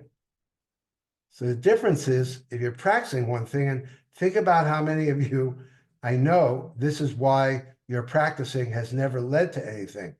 Because while you're practicing the thing you're practicing, your mind is also bothered by all the other things you think you have to get to. Therefore, the depth of the thing you're practicing never even gets close. You skim because you're more mindful of getting to the next thing. In effortless mastery, the space means this is what I'm working on. I can relax because there is nothing else in the universe after this. Because if I don't learn this, what would be the benefit in working on that? Mastery is not only available to everyone, it's a therapy. Once you've mastered one rhythm, you'll already notice your playing changing. If you've tried and sort of skimmed through 16 of them, you probably won't notice any difference. So like I said, with this, it's not that the information is unique. It's the way of practicing that I will coach you to that was never applied before, probably to anything you ever practiced. Classical players, we never take more than 2 bars at a time. I don't care what's on page 73. You can start with the 2 bars on page 69. And you're going to become a greater player because of how deep that's going to become. It's going to come not from you trying to play it, but it's going to pop out of you, just like dribbling a basketball. And that's going to change all the other pages. So in this case, the subject is rhythm. And each rhythm, you will experience the muscle memory and the motor skill. More than anything else, motor skill. Ba-ba-da-boop, ba-doo, ba-da-ba-da-bop. If I asked you to play that, many of you would go, da-ba-da-bop, ba-dum, ba-da-ba-da-bop. That's your median playing. Kind of sort of played it. You could even say you played it right. But what is it? It's nothing. If I say, how's your rhythm? Well, it's kind of sort of good. And I always say, do you want it to say on your tombstone, this guy, he was a musician. His rhythm was kind of sort of good. That's not what you want to see on your tombstone. You want to say, he killed it, she killed it, they killed it. You can still, I don't know how old you are, it doesn't matter. You can still kill some things here. If we focus down on this specimen, okay? We're going from a vista to we're looking at it on a slide under a microscope. And that thing is absorbed. And then you go, huh, something's starting to change. And we do it, I believe, long enough so that you have the method. And who knows, maybe we do it again in a year. All I know is that music happens precisely, and the least amount of effort is what makes it sing. Any more questions? I'm having a good time. Yeah, it's here. I hope you're having a good time. Mimi asks, how do you coordinate playing with good natural rhythm and intellectual, melodic, and harmonic choices? First, you make sure you have good natural rhythm. If you put that's exactly what I was talking about before. If you put the rhythm and the harmonic choices together, probably the rhythm suffers and probably the harmony suffers. So this you will never hear anywhere but here. When you're practicing harmonic choices and lines over changes, don't play them in time. It would be much more important to complete the thought. So if I'm going,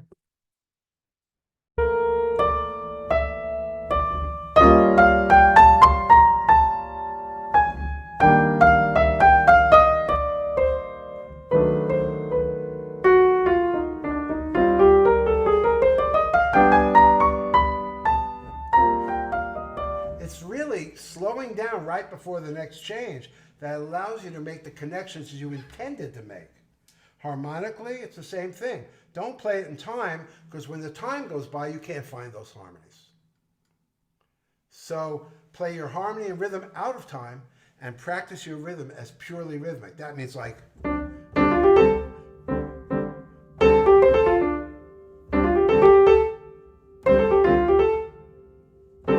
don't challenge it, because eventually I'll become this.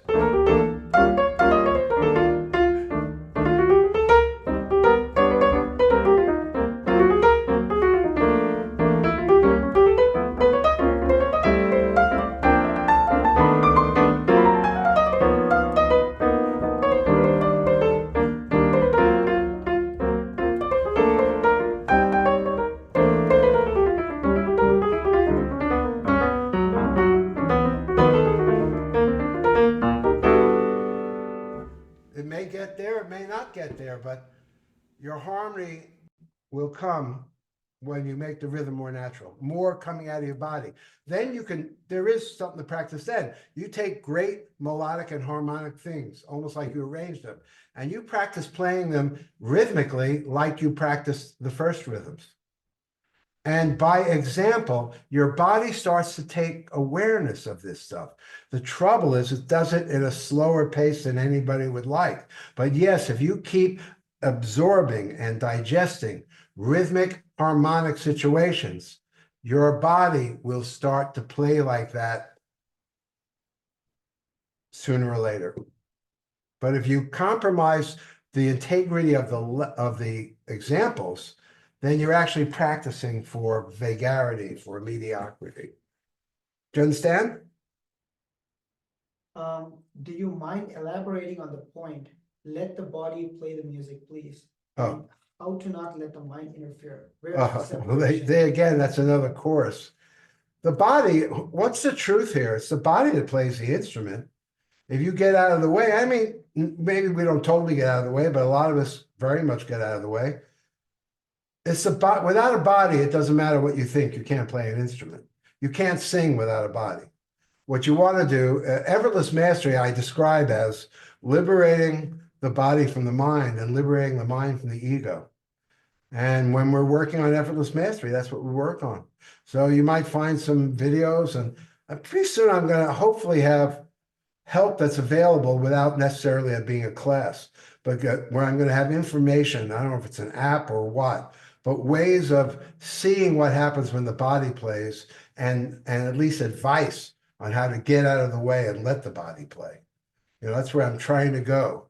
Because when the body plays, it doesn't overplay, because the body doesn't have an ego. But you have to practice it in the most simple ways. If you start playing something complex, you won't even let the body play 2 bars. You'll be back already. But if you say go like this,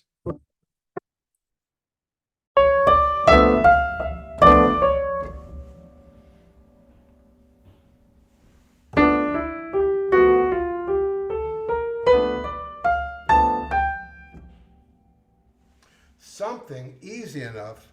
Actually, the first step is this. Actually putting your mind somewhere else while the fingers play. It's like letting them go out and play for the first time ever. And to tell you the truth, that's where it starts. If I'm breathing and I'm staring away, then my consciousness is observing my breath, in which case my hand disappears. And that means that the motor skill of playing the note has to be like the motor skill of using a fork. And if you make it that simple, like I'm really wrapped up in talking to you right now, and I'm also wrapped up into looking right into that lens. While I'm looking into that lens, something's happening over here. What's going on? A finger lifts, a finger drops, another finger lifts, but I'm talking to you. So I am giving my fingers, if they were my children, all these years for the first time, I'm letting them go out into the playground and play without me watching every move they're making and trying to control it. And anybody, if they go back to this exercise, where literally you're only enjoying your breath and the thing you're staring at, you become one with the instrument, and it is the most powerful way of beginning to liberate the body from that ever obsessive mind of yours. So, you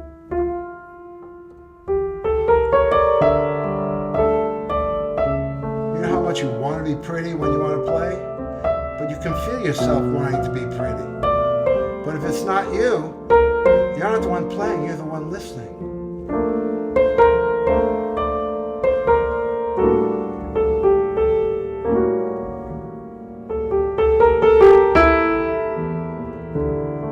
My man, Michel Legrand.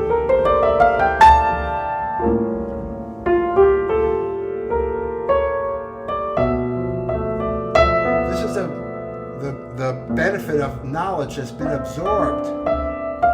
How much knowledge have you ever absorbed? I know there's a lot of knowledge you covered, but covering won't get it.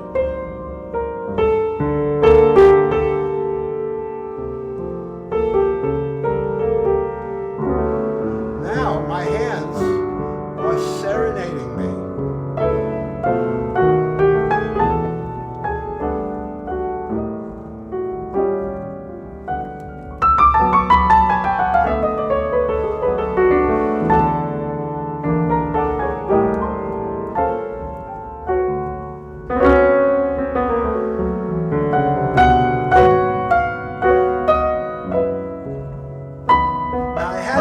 Because that's a key of B.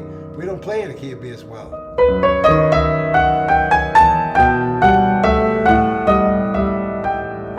Forget that part. But this, D minor.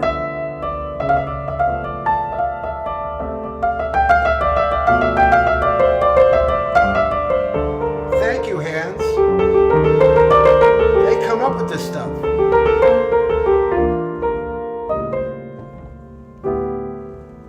Man, I really wish for every single one of you to find out what it's like for the hands to play while the mind enjoys and is grateful. And you can find it now. You just have to choose the right example that you can sit there, sit back, and let it serenade you. And we want to get that relationship to rhythm. Can you address playing a 16th note anticipation of beat 1? How best to lay into the pocket without being late? Start with the last 4 16th notes.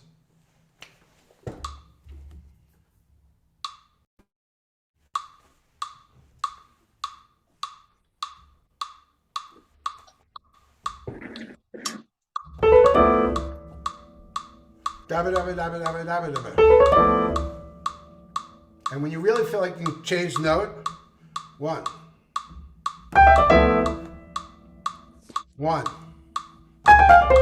See, I added 2 notes. Now, get to the point where like, so first you really want to know what a 16th note anticipation feels like, so take this as single beat, 1, 2, 3. Get to the point, now you might do it this way. This is my example. You might go like this. You know, so you make sure you're not late. But where you want to get it to is this. Relax. You'll find it's less work than you think.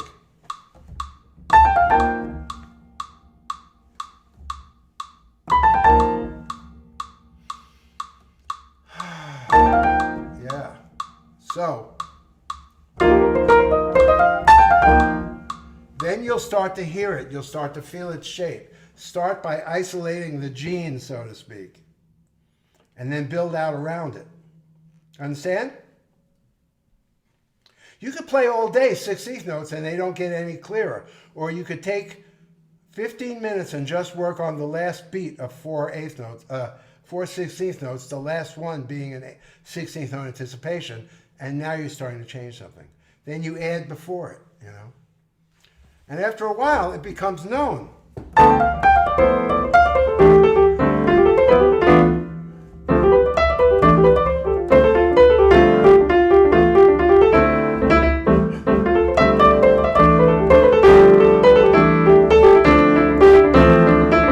When it becomes known, it becomes part of your game. But if you don't get down to its essence and really bring the first unit of it in, then you're always just fishing around for it, or you're always squeezing yourself to try to make it. Just before we go to the next bunch of questions, I just wanted to remind you, I know some people join new, where Kenny's doing another course on rhythm, the details of which we'll be sending via email, where you can check out everything about the course, how you can log in, the different tiers to sign up, when you can sign up to kind of get more out of the course, including private lessons as part of the package. It will be 10 weeks of Kenny coaching you on working towards getting to be a better rhythmic being. No, to be a rhythmic being. I apologize. You might not be there by the end of the 10 weeks, but you'll certainly be on your way, because you'll know what to practice. So do we have some more questions? Yeah. We go a little longer. Gary asked, what did Miles mean when he said the great players played ahead of the time and the weaker players played behind the beat? Well, I can't say what Miles meant, but I will say there are some people that most people chase the changes because they have not really practiced specifically nailing changes. And you do that with examples that do what you don't do, nail the changes. So most people are catching up to the changes. The great players are playing ahead of the changes. So let me see if I can describe. In other words, the point of this bar is a pickup to the next bar. So, let's see.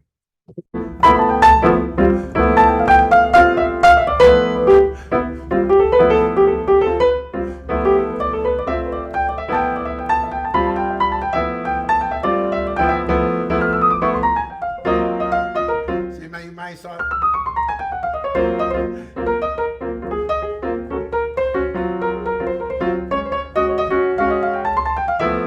See, I was already back in the D minor scale a bar early.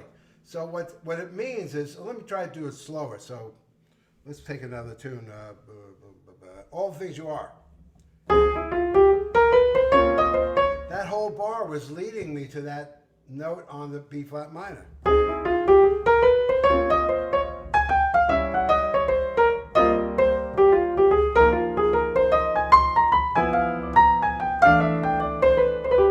So my line in this bar is conscious of where it's going.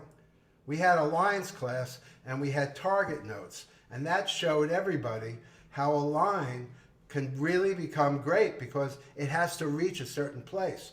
After a while, you obviously don't want to have target notes. You want to be able, if I play,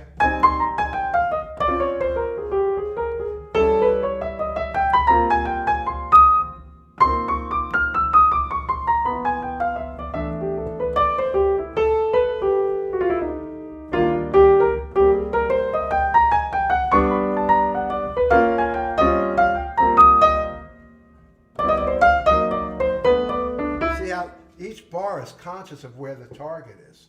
And that is, again, motor skill. Those of you who took the lines class, I hope you haven't stopped doing it. Because if you stop doing it, it only gets that far. If you do it for the rest of your life, you will be surprised what you'll be playing. So you have to play into a target. That's one way of putting it. And then you're playing ahead of the changes. And most people try, I can't even imitate it, but they're on the chord, but before they know it, the chord changed, and now they got to catch up to that.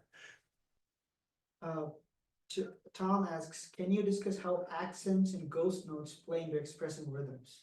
Well, accents is, again, part of your motor skill. You know, I mean, I don't know if I have a lot of accents, but I mean, I've got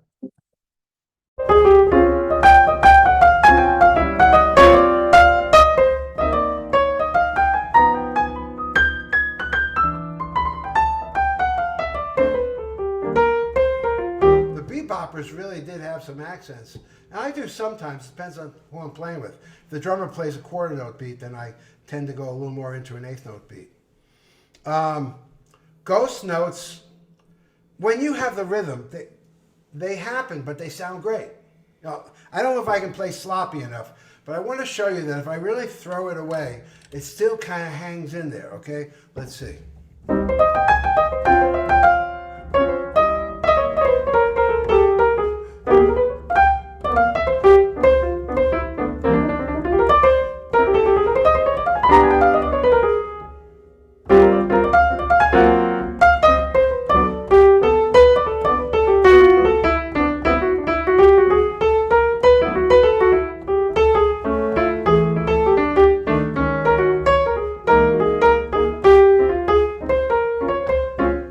Notes and accents happen naturally because your hand naturally plays the rhythm. It's not something you should be thinking about. I got to insert ghost notes. That's like saying, it comes from playing it easily. Let me tell you something nobody ever told you if you went to music school. You don't have to just play it right. It's not music unless it's relatively easy. And that's why at least 1,000 of you have never really had that relationship with music. Because it doesn't really pay off unless it's easy. If you have to really strain, there's no fun to that, and there's no music to it. So what you have to do is give up the quantum of things you'd like to be that way, and select a few things and take yourself across the moat, across the river, to mastery, where you own it. A few chords, a few lines, few rhythms, But when you work on them, you're not bothered by all the other shit because there's no chance. You can't practice all the shit this way. But you can focus yourself from a space of focus. If you don't know it's a space, think about 1-point focus on these 4 notes.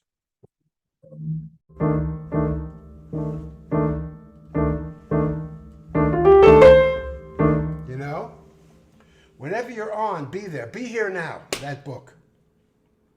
Now we're saying, be here now. Whatever it is you're practicing, relax, because it's the only thing in the universe worth learning. Why is it the only thing in the universe worth learning? Does anybody know? If you're practicing one thing, why is it the only thing in the universe worth learning?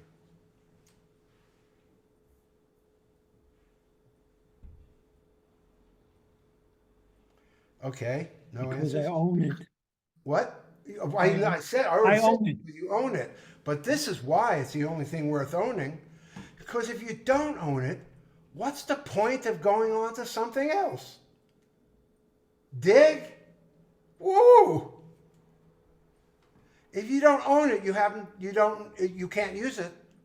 So what, you want to go on to something else that you also won't learn to the degree of learn? At this point, it would be great for all of you to break the hypnotic spell. I practice, but I never get any better.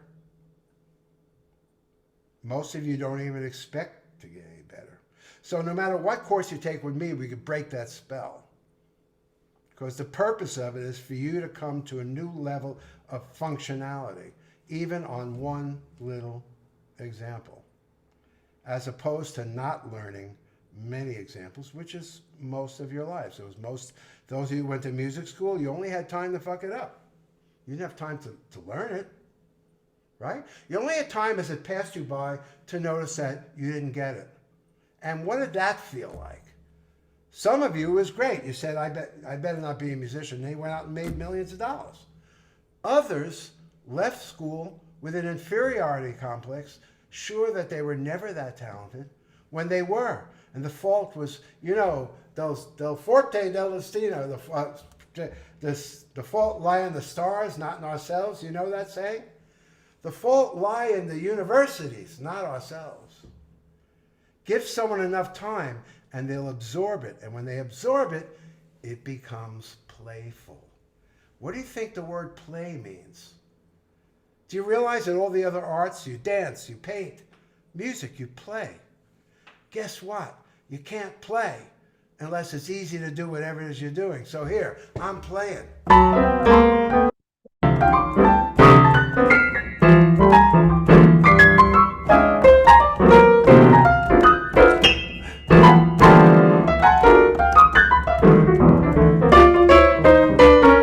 You know, that would have been 5 stars and downbeat. So you see, nobody knows any shit about anything. Where am I going now? I'm really getting off the rails. No, but playing can only take place with digested material, just like you play with language. You know? And there's no courses of mine, I think the people that are here that took my courses, where we don't get down in the weeds of that. You're not allowed to skim a subject because I already know that skimming it is really a waste of time. You kind of know it too, but you've adjusted your rationalization to it, you know? When we practice, it's more about whether you're a good boy or a good girl or a good they, right? It's not, you don't even consider something was supposed to be better. But if you practice the right way and put yourself in the space of the focus of the thing you're practicing and break it down with patience, you start to get better, which will be a new experience for many of you. What else we got there? My teacher suggests that I keep rhythm in my legs, tapping them on 1, 2, 3, 4. What do you think about that? I don't agree with that. I mean, if you have to, then you do it. But I think the whole idea is to have the rhythm in your hands. Can you talk more about honing the motor skills to good rhythm? This exercise seems more about feeling the rhythm through the bar.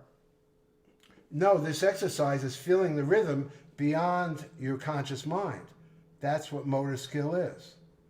So if you go like this, right? And you have to go, I'm tapping my foot. I mean, that wasn't bad because I'm only faking it, right? But look, that has a feeling. So I can give it over to the hands. Now it has a feeling when I use a fork. It has a feeling when I open a book.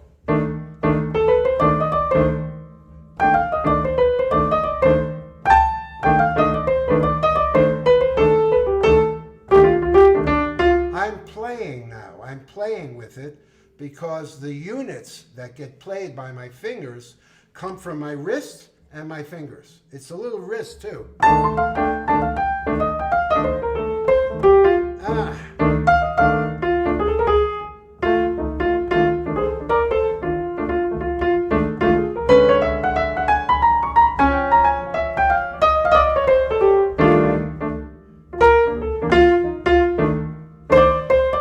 Yes, you did see me move, but it wouldn't come out that way if I couldn't play it.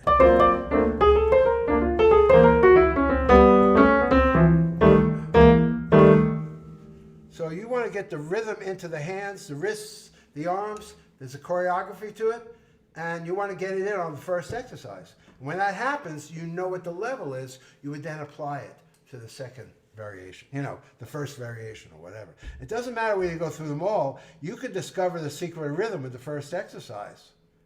That's the depth that I coach you to practice on.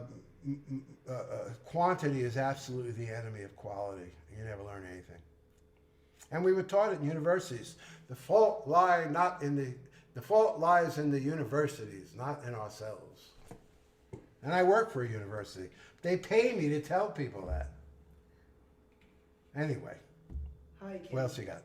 When using metronome on 2 and 4, how do you keep track of 1 and 3, beat 1 and 3, and how do you differentiate between 2 and 4 if there's no accent on the second beat of the metronome? How do you keep track? Well, if you want to make it 2 and 4, I don't have the accent, right? You hear that? First, you need to know that you could find 1. That's going to be fast for a lot of people. So it's 1, 1, 1, 1. So that could be your first exercise during the class. If it is, you don't want. If I see you do this, 1, 1. You're not done with that. It doesn't matter what's behind that. When I see you do this, oh, you mean this, Kenny? 1, 1, 1. You will already feel like you're playing differently. Now, if you've got that, you try this. Because you know where 1 is. 1, 2, 3, 4. Let's say you start turning it around. This is what I demonstrate during the classes, how to start over again. Let's say you're starting to do like this. 1, 2, 1, 2, 3. And you've lost already. Okay. You need to find 1 again. 1. 1. 1. Does anybody have the humility to come back to the start? But you reinforce it from the beginning. Now when you go back to this, you go, ha-ha, it feels deeper than it did the last time. The way you deepen it is that you're very willing to go back to the earlier incarnation of it. You learn to practice backwards, digging it in. Come out. Oh, I feel like I'm as strong as if I was just saying 1. Uh-oh, I'm feeling more like I don't know where it is. Back up. 1. When you start practicing for absolute absorption rather than, like I say, skimming the subject, you can see changes in your playing. The reason that's so hard is because the ego wants to define itself by how good you play. That's effortless mastery. That's why the book was so popular, because everybody can identify with that. People would actually think, I know, I had, like Silicon Valley millionaires saying, man, they don't care that they made $1 gazillion. I never picked up the guitar again. It's funny how they can define failure still by how they do or don't play their instrument. That's just one example. The Maya, the delusion of music, is that it defines you in any way. You are made, whether you got $1 or a gazillion, you are made of an estimable value. And you don't want to be messed with by something as simple as insignificant as how you play music. And when you do that, and you cut that umbilical cord between your, self-esteem and how you play, it'll get easier. It'll get easier. That's all about what effortless mastery is about. Zone in. Forget all that stuff. I don't remember what the question was, but that's, yeah. I remember in Effortless Mastery, we talked about playing a week of gigs somewhere, and each night on the way to the gigs, you were listening to a specific recording and how you noticed how it began affecting your playing. How do you feel about using listening as a specific exercise for rhythmic growth? For instance, Absolutely. Yeah, go ahead. for instance, picking one album and listening every day for a week. For me, it's the way that one can address the sociological part of musical development. I'd love to hear your thoughts. That could happen, and it could not happen. But I told a story where I was listening to, what was it, Art Blakey had died. So on this great station in New York, they were playing Art Blakey for a week. And everywhere, Art Blakey, when I went to play, I went, holy shit, Or I went to hear Bill Evans every night, and I sat down, I started playing Intelligence that I had not played before. That can happen. But if you notice that you hear it, and you can feel it, and when you put your hands down, it doesn't come out, there needs to be some, what is it? Motor skill. The motor skill may be betraying you. You hear it, you feel it, but the fingers don't play it. So you may need some motor skill. But if you're working on your motor skill, and then you take a thing and you just go into the space and listen to the way that's played, you may find it all helps. But sometimes all that won't help if the motor skill is not there. That's why most people don't get anywhere, even though they could sing the solos. Do I support it? 100%, but not at the expense of the root thing that evidently still has to happen because your hands aren't doing it. is it better to take a moment before every time you practice the first step to enter the space? Or is it better to practice this connection separately? For example, with meditation, and then just wait for it to surface when you play the 5 notes, paying attention to just being relaxed. It's a very good question. And again, this gets into a whole another subject of a course, but yeah, you could take a moment and let go. But when you let go, you have to say to yourself, I'm willing to find out what I know and what I don't know. Because if you let go and then you want to show yourself something, you'll take it back and immediately anyway. So yeah, you could stop and pause. Okay, now let's see what I have. You know, but also this is good to practice away from any playing. So you might practice letting go of everything and then connecting your body to the instrument. That could be vocally too. And then walk away. Don't attach it to any playing, because you really want to get, now we're talking about neurological pathways. Right now you have neurological pathways. They go into their dance when you even think about playing, they could measure that on your brain, you know? So what do they see? Do they see freedom colors, or do they see fear colors? Do they see insecurity colors? Or do they see, great, now I can let go of every responsibility in my life. I'm about to play. So what your relationship is to the instrument is neurological pathways. And the exercise of going into the space and connecting the instrument as simply as you have to is the beginning of starting a new neural passageway. That means your consciousness is not compromised by the playing. You know, it takes more than a few answers to a few questions. You would see some of it on, if you just put in Kenny Werner First Step YouTube, but it's sort of like, I've got to have a course that's designed that people can really come in and learn those things when they're ready to learn them, you know, and that's what I'm kind of working on now. So if I'm not teaching a course, the proper stuff may be there for you to learn it. You know, I don't know what it is yet. I'm not exactly. But yeah, just take it this way now.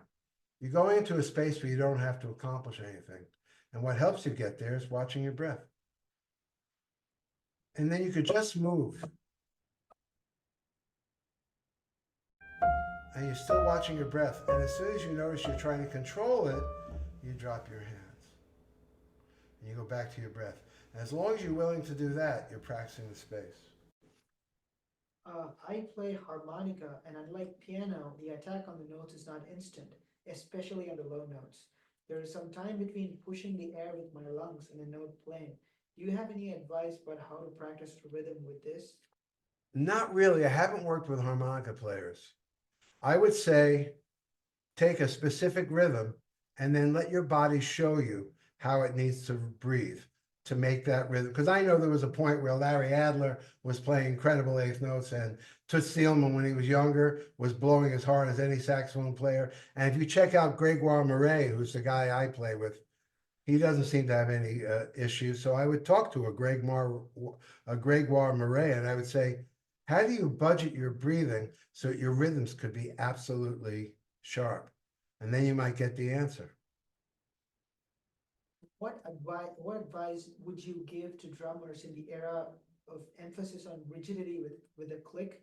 The balance between accuracy and feel would be the best way I can describe it. We would be working on precision without effort. Precision without effort, and then you would start to see that there was a feeling to it. But when you feel, if it drags, or the units that you're playing do not quite slip in there, or you get nervous and you push too much information in there, that's what we're fixing with the rhythmic exercises. So let's say you have a rhythm, bop, bop, beep, bop, right? I don't know if I'll remember that, but you're not going to want bop, beep, bop, bop. We're going to break it down till it's bop, beep, bop, bop. Then when you play, just play. Don't try to do the same thing. You'll notice you're being more precise and playing and having more fun. You study these things not for rigidity, for precision. It's only rigid if you have to become rigid to play it. So that is how I've noticed it. I've worked with drummers. Maybe just a couple more, Sid. Yeah, Jens asks, can you give us a simple exercise, please? Today. Yeah, I think. Yeah, I want you to notice where you're breathing, and then for 20 seconds, just watch it breathe. You ready? Go.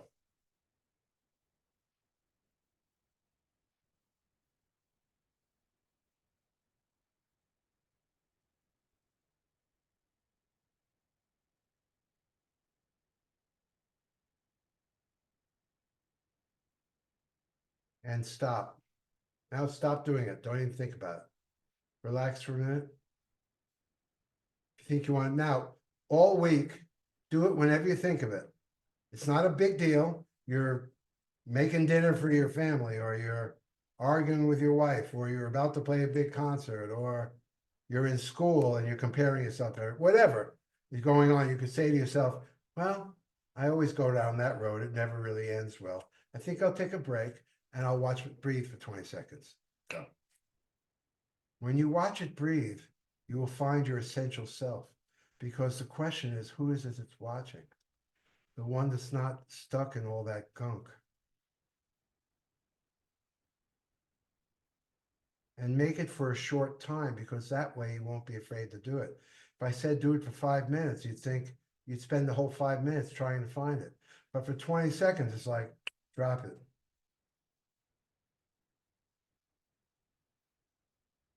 And then if you want to know who God is, ask yourself, who's watching? Who's the one in me that's watching this breathing? That's some extra curriculum. But if you want to find the space, do it in 20-second packets. Okay, for 20 seconds, I'm dropping this particular problem. What's my problem? My lifelong disappointment with the kind of pianist I am. Oh yeah, that doesn't really go away, right? Okay, but I'm going to take a 20-second break from that. Then I'm going to go back to being disappointed. Okay, boom.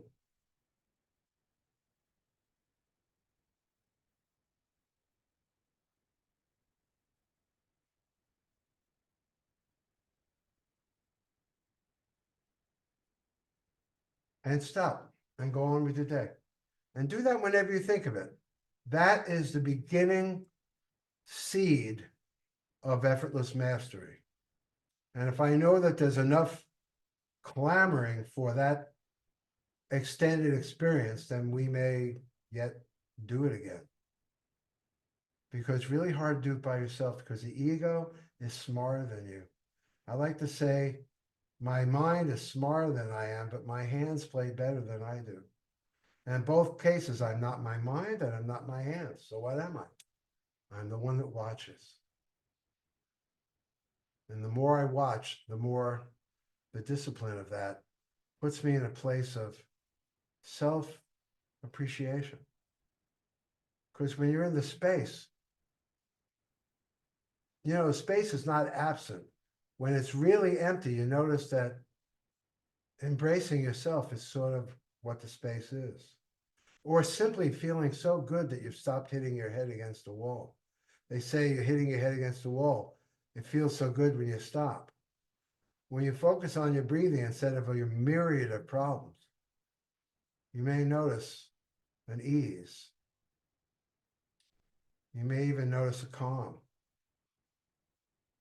That was you coming out of the chute. And that could be you in any moment if you do it for a short amount of time.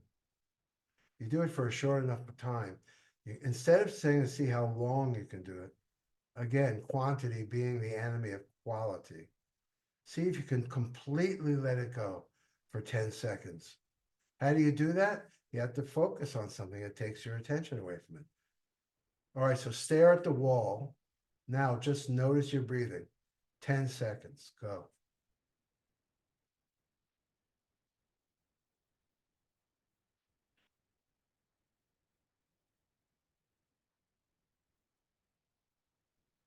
That's it. You want to meet that guy or that whoever as much as you can think of it. And more, you start to become familiar, even the neurological part of you. Hey, there's a guy there and he knows how to get out of the mess instantly. And not only that, every time he does it, it's simpler than he ever imagined. That's what I want you to realize. Instead of thinking you have to go to the Himalayas and do austerities for 20 years, I want you to think, God put a little button in here, and it's the easiest thing in the world. I'll just watch it breathe. Oh, okay, there I am. Start there, because when that person plays,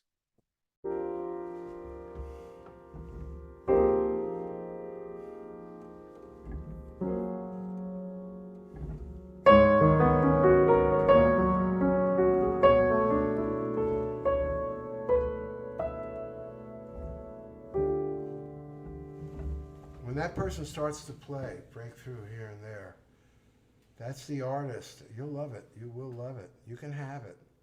One of the things you drop when you release these stages of the rocket is the need to sound good. You just outgrow that. And it's about touching the instrument with your instrument and regaling in its sound. It can be programmed. It can be programmed. I think that's a good place to stop, because that is the truth. It's a joy being with you all, and I hope I see many of you at the course. Yeah, thanks everybody. Just as a reminder, this was to introduce this new rhythm course Kenny is bringing. I will send you all the details to everyone who's here, who's left, or who's not joined, everyone who's registered. All the details to with the video and the materials discussed in the class, the PDFs and everything, with the site where you can go read in detail about the course. You'll also have the opportunity to have a free Zoom call with Kenny to talk to him to see whether or not this course would be a right fit for you. And you can make the choice after that. Thanks again for being here. Lots of love, everybody. We need it more than ever. Be well. Thank you, Thank you, Kenny. Kenny. Thank you, Kenny. Wonderful. Thank you.